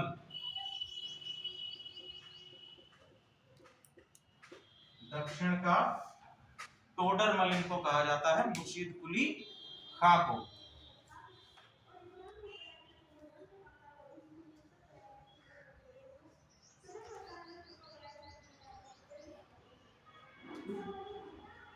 ठीक है, अब जैसे ही शाहजहां जहां आ रहा है इसकी बहन थी जी देखो शाहजहां का जो शासन का जिस प्रकार से हम लोगों ने जहांगीर के शासन काल को चित्रकारी का युग कहते हैं, तो वैसे ही शाहजहां के शासन काल को हम लोग क्या कहते हैं? कला और स्थापत्य का युग कहते हैं। क्या कहते हैं? कला और स्थापत्य का युग कहते हैं। कला एवं स्थापत्य का युग। ठीक है, मकबरे ध्यान रखिएगा। हुमायूं का मकबरा कहाँ बना हुआ है? हुमायूं का मकबरा दिल्ली में, अकबर का मकबरा सिकंदराबाद में, जहांगीर का मकबरा लाहौर में। Very good. शाहजहां का मकबरा आगरा में, ताजमहल। ठीक है, इसके बाद आएगा कौन? औरंगजेब। औरंगजेब का मकबरा काबुल में। ठीक है, ये बात बिल्कुल ध्यान रखिएगा कि कहां पर किसका मकबरा है, इससे भी रिलेटेड आप लोगों से क्वेश्चन पूछे जाते हैं। फिर लिखिए उत्तराधिकार संघर्ष। अकबर के बाद क्या स्टार्ट होता है? शाहजहां के बाद उत्तराधिकार संघर्ष स्टार्ट होता है। अब देखो जिसको इसने अपना उत्तराधिकारी बनाया है कौन है? वो दारा शिकोह। ठीक है, दारा शिकोह क्या है? शाहजहां का उत्तराधिकारी है। शाहजहां का उत्तराधिकारी दारा शिकोह। दारा शिकोह सबसे इसकी हम कह सकते हैं कि पूर्ण रूप से अपने आप को धार्मिक तथा जितनी भी कला संस्कृति साहित्य इन सभी चीजों में अपने आप को व्यस्त रखता था। रामायण का भी इसने, महाभारत का अनुवाद किया है रामायण, और ये सभी चीजों से ये काफी विद्वान शासक कहा जाता है दारा शिकोह। ठीक है, अब देखिए दारा शिकोह के समय में कौन कौन से आपके युद्ध होते हैं। सबसे पहले लिखिए बहादुरपुर का युद्ध 1658। उत्तराधिकार का संघर्ष है ये। बहादुरपुर का युद्ध, बहादुरपुर उत्तर प्रदेश में है, 1658। ठीक है, बहादुरपुर है यूपी में, 1658 में युद्ध होता है। किसके बीच में? दारा शिकोह के बीच में, दारा और शाह शुजा के बीच में। ठीक है, ये भी आपका पुत्र है। दारा शिकोह का सेनापति है, कौन है सेनापति? सेनापति हैं जयसिंह सुलेमान शिकोह।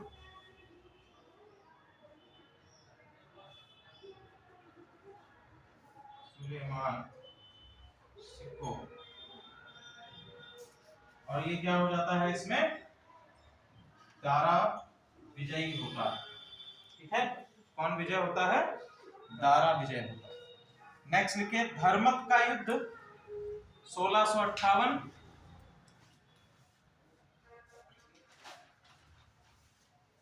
धर्मत का युद्ध 1658।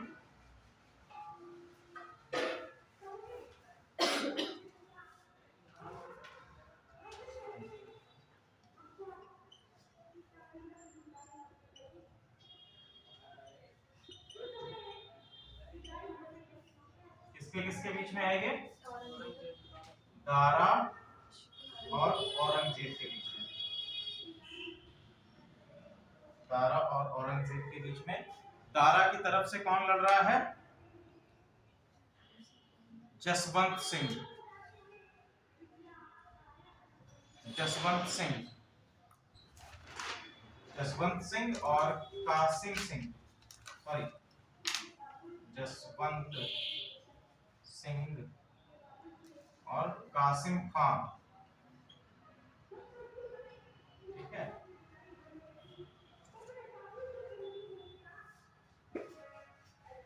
इसके बाद नेक्स्ट पैटर्न लिखिए, सामूगढ़ का युद्ध। सामूगढ़ का युद्ध, सामूगढ़ भी उत्तर प्रदेश में है।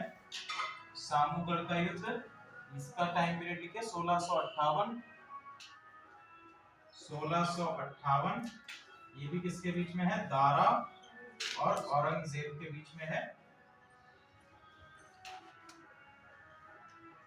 दारा और औरंगजेब के बीच में है। इसमें दारा पराजित होता है। इसमें दारा पराजित होता है और इस युद्ध के बाद जो है औरंगजेब एक तरफ है और एक और भाई है मुराद। ठीक है, वो भी एक तरफ है, औरंगजेब के साथ में है। मुराद को भी इसमें लिख लीजिएगा। तो दारा शिकोह इसमें पराजित हो जाता है और औरंगजेब इसको, मुराद को क्या कर लेता है? बंदी बना लेता है। स्वयं को क्या घोषित करता है? शासक घोषित करता है। एक और युद्ध लिख लीजिए, खजुहा का युद्ध। खजुहा का युद्ध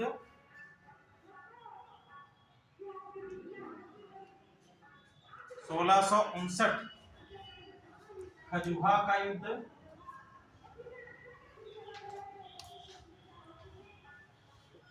1659। ये किसके किसके बीच में होगा? औरंगजेब और शुजा के बीच में ये युद्ध होगा। ठीक है, औरंगजेब इसमें भी विजय प्राप्त करता है, विजय प्राप्त करता है और शुजा ये भागकर म्यांमार चला जाता है, म्यांमार भाग गया। नेक्स्ट लिखो, दौराई का युद्ध। दौराई का युद्ध 1659। दौराई का युद्ध ये किसके किसके बीच में है? Very good, 1659। ये है दारा वर्सेस औरंगजेब। दारा और औरंगजेब के बीच में दौराई का युद्ध है। ठीक है, इसमें भी, दौराई के युद्ध में भी क्या है? औरंगजेब ही विजय होता है। ठीक है, और इसके बाद शाहजहां को ये क्या कर लेता है? बंदी बनाकर कहां पर रखता है? आगरा में। ठीक है,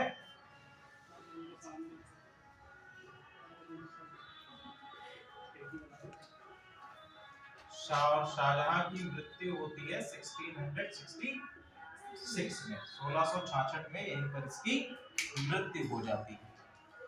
शाहजहां की धार्मिक नीति लिख लीजिए।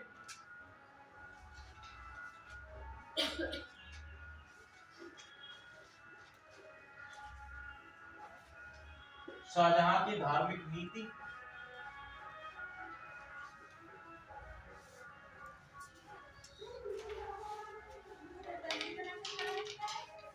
आगरा में,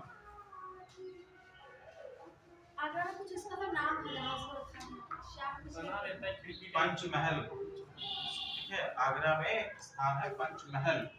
पंचमहल में इसको रखा गया था। शाहजहां भी कुछ कहते हैं इसको। हाँ, सबसे पंचमहल के सबसे ऊपर जो है एक दुर्ग बना हुआ है जिसमें एक छोटी सी खिड़की। ठीक है, उसको इसलिए वहां पर रखा गया था ताकि वो वहां से सिर्फ एक चीज को देख सके, किसको? ताजमहल। ठीक है, ताजमहल, क्योंकि ऐसा माना जाता था कि शाहजहां ने ताजमहल के निर्माण में मुगल वंश के राजकोष को पूरी तरह से खत्म कर दिया। ठीक है, क्योंकि इतना बड़ा प्रोजेक्ट है तो जाहिर सी बात है कि इसमें धन तो लगेगा ही, और इसके लिए पत्थर जो है विदेशों से मंगवाए जाते थे। अफगानिस्तान के क्षेत्रों से, अरब के क्षेत्रों से पत्थर मंगवाए जाते थे, संगमरमर का पत्थर।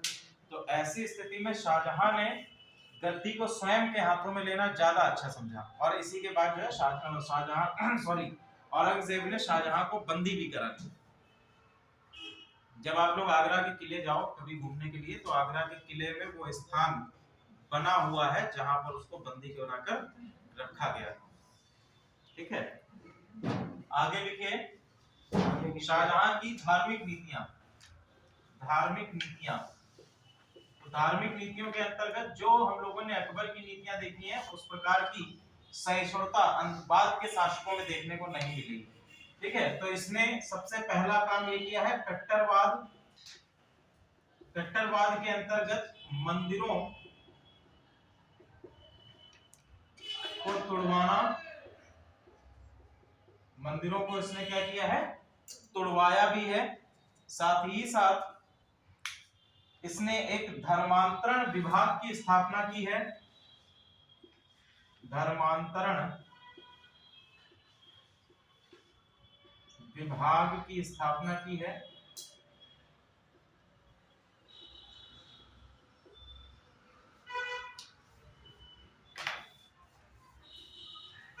तीसरा, मुस्लिम लड़कियों से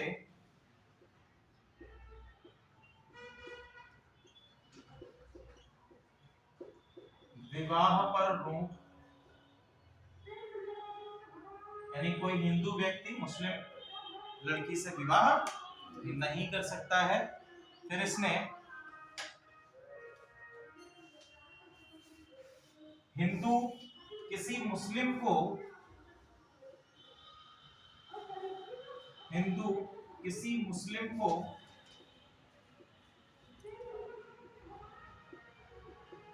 नौकर नहीं बना सकते।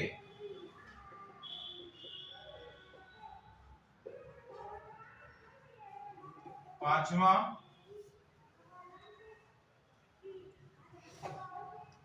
सिजदा तथा पैबोस प्रथा का उन्मूलन। सिजदा तथा पैबोस प्रथा पर प्रतिबंध। ठीक है, तो सिजदा और पैबोस प्रथा जो चल रही थी उसका क्या कर दिया इसने, प्रतिबंध लगा दिया। फिर गौ हत्या पर प्रतिबंध हटा दिया। गौ हत्या पर प्रतिबंध, गौ हत्या पर प्रतिबंध हटाया।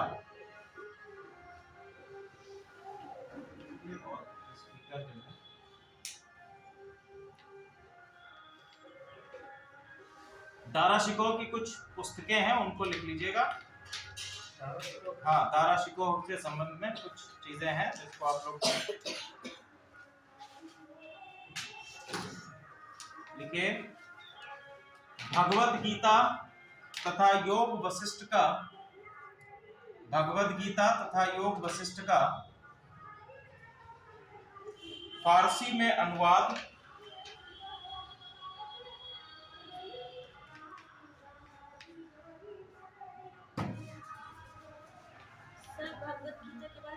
भगवत गीता तथा योग वशिष्ठ, भगवत गीता और योग वशिष्ठ, ये दारा शिकोह में लिखिएगा। ठीक है, शाहजहां में मत लिखिएगा, दारा शिकोह में लिखिएगा। योग वशिष्ठ।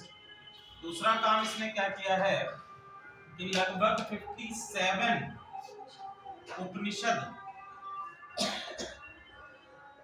लगभग 57 उपनिषद, इनका अनुवाद भी इसने किसमें किया है, फारसी में किया है। और इसमें फारसी में अनुवाद करने के बाद इनको क्या कहा है, सिर्रे अकबर, सिर्रे अकबर, या जिसको हिंदी में अगर हम अनुवाद करें तो कहा जाता है महान रहस्य।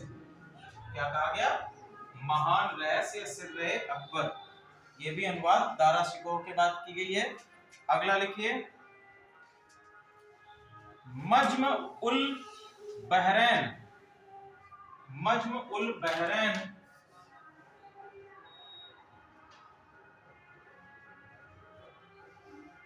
बहरीन या बहरैन, बहरैन, इसको हिंदी में लिख लीजिए दो महासागरों का मिलन, दो महासागरों का मिलन।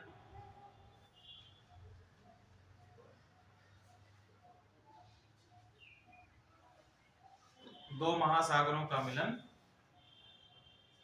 लिखिए। यह कादरी सिलसिला का अनुयायी था। दारा शिकोह कादरी सिलसिला का अनुयायी,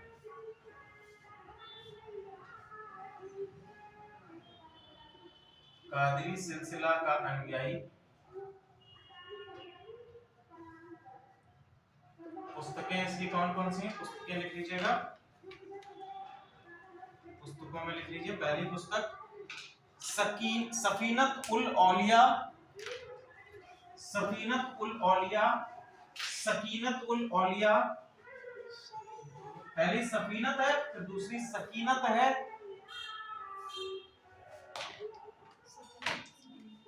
सफीनत फ, सफीनत उल औलिया, दूसरी है सकीनत उल औलिया।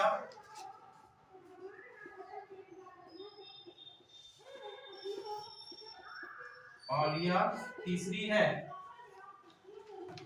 रिसाला ए हकनुमा, रिसाला ए हकनुमा। फोर्थ लिखिए हसनात उल आरफीन, हसनात उल आरफीन। और हसनात उल आरफीन के बाद देखिए तरीकत उल हकीकत, तरीकत उल हकीकत। चार पांच पुस्तकें जो हैं ये दारा शिकोह के द्वारा लिखी गई हैं। इसको कहां पर दफनाया गया है? इसका मकबरा हुमायूं का मकबरा सेम, ठीक है, हुमायूं के मकबरे में इसको दफनाया गया है। अगला शासक लिखिए दारा शिकोह को। अगला शासक लिखिए औरंगजेब। औरंगजेब 1658 से 1707 तक। अंतिम आपका शासक है मुगल वंश का और काफी कट्टरवादी शासक है। इसने साम्राज्यवादी नीतियों में अगर हम देखें तो साम्राज्यवादी नीतियों में यह पूर्ण रूप से किसके जैसा था? अकबर के जैसा था, ठीक है। जबकि साम्राज्यवादी नीतियों के अंतर्गत देखें, क्योंकि इसने दक्षिण भारत को भी विजय कर लिया। अगर हम इसके समय पे देखें तो विजयनगर साम्राज्य और बहमनी साम्राज्य अपने अंतिम चरण में यहाँ कह सकते हैं कमजोर हो चुके थे और इसने दक्षिण भारत पर भी पूरी तरह से मुगल वंश के आधिपत्य को स्थापित कर लिया। दूसरा चीज, तो अगर हम लोग इसकी साम्राज्यवादी नीतियों में अगर तुलना करेंगे अकबर से तो लगभग समान थी, लेकिन धार्मिक नीतियों के अंतर्गत या सहिष्णुता की नीतियों के अंतर्गत यह अकबर से बिल्कुल ही उल्टी थी, ठीक है। तो औरंगजेब जो है ये कट्टरवादी शासक है और कट्टरवादी शासक होने के साथ साथ कुरान की जो जिहाद है उसमें विश्वास रखता था। जबरदस्ती धर्मांतरण तथा मंदिरों को तुड़वाना ये अपने धार्मिक नीतियों के अंतर्गत इसने प्रमुखता से अपनाया, ठीक है। तो अब हम देखते हैं औरंगजेब को। औरंगजेब लिखिए 1658 से 1707। औरंगजेब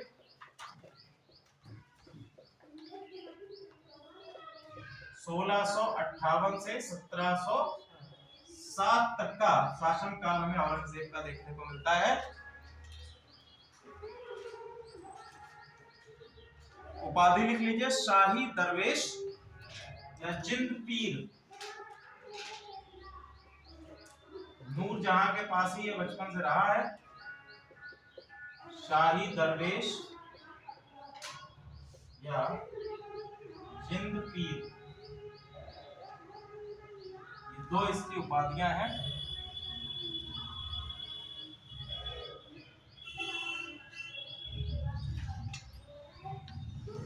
इसके समय में जो विद्रोह हुए हैं उन विद्रोहों को हम लोग लिख लेते हैं। पहला विद्रोह लिखिए छत्रसाल का विद्रोह या छत्रसाल बुंदेला का विद्रोह। छत्रसाल बुंदेला का विद्रोह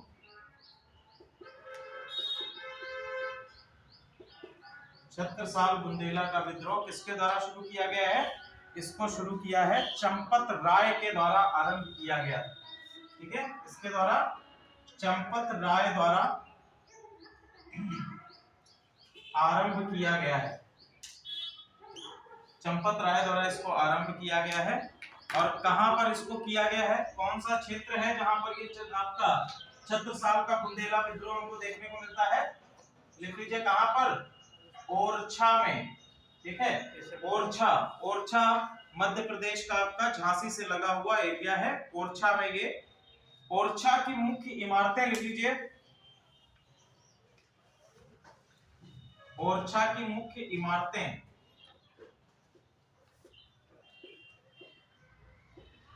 ओरछा आप लोग घूमने गए हैं कभी?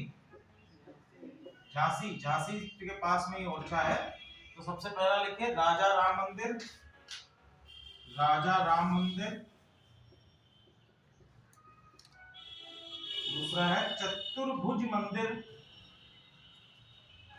चतुर्भुज मंदिर, शारदा मंदिर, जहांगीर का महल और लक्ष्मी नारायण मंदिर।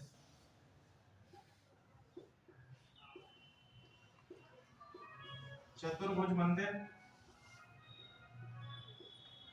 शारदा मंदिर, जहांगीर का महल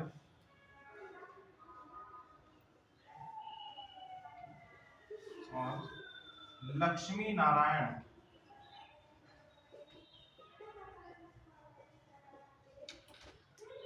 मंदिर। यह आपका ओरछा की इमारतें हैं। नेक्स्ट लिखिए सतनामी विद्रोह, सतनामी विद्रोह।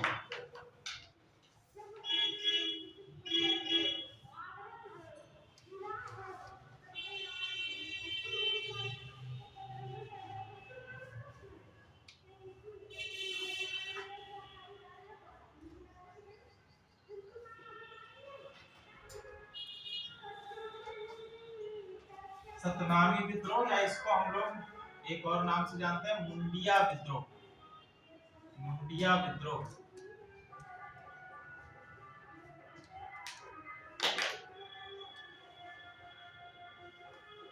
इसका केंद्र नारनौल हरियाणा,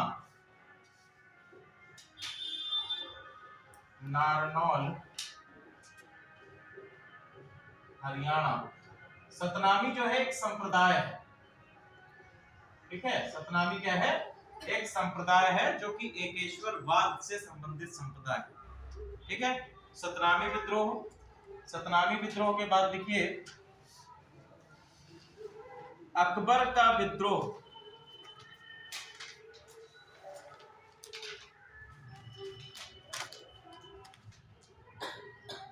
अकबर का विद्रोह 1686। अकबर द्वितीय। क्षेत्र लिखिए नाडौल, नाडौल पाली।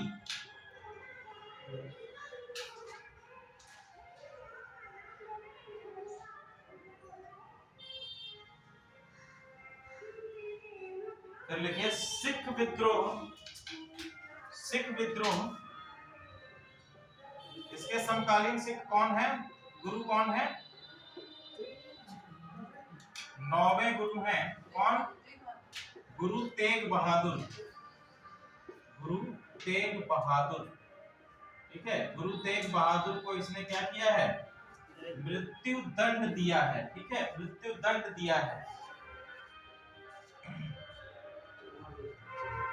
मृत्यु दंड दिया है। और इसी मृत्यु दंड के कारण एक गुरुद्वारे का निर्माण कराया गया है। कौन सा गुरुद्वारा है? शीशगंज गुरुद्वारा। देखिए शीशगंज गुरुद्वारा।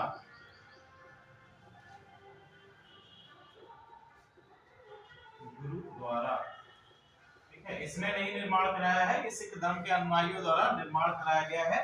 गुरु तेग बहादुर जी की शहादत पर इनके विषय में ये कहा जाता है कि इन्होंने सिर दे दिया लेकिन सार नहीं दिया, यानी कि अपना सिर तो कटा दिया, लेकिन फिर भी जो आपकी जो हमारी सीमा है उनको औरंगजेब के पास तक नहीं जाने दिया। ठीक है, चलिए आज हम लोग क्लास में यहीं तक रखते हैं। नेक्स्ट क्लास में इसके आगे का हम लोग कंटिन्यू करेंगे।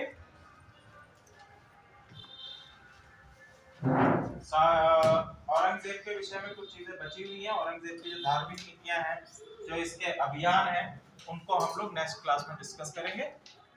नेक्स्ट क्लास में हम लोग, आप लोग पढ़ के आइएगा, उसके विषय में भी विजयनगर साम्राज्य और बहमनी साम्राज्य, उसको भी हम लोग कवर कर लेंगे। ठीक है, ओके, थैंक यू क्लास।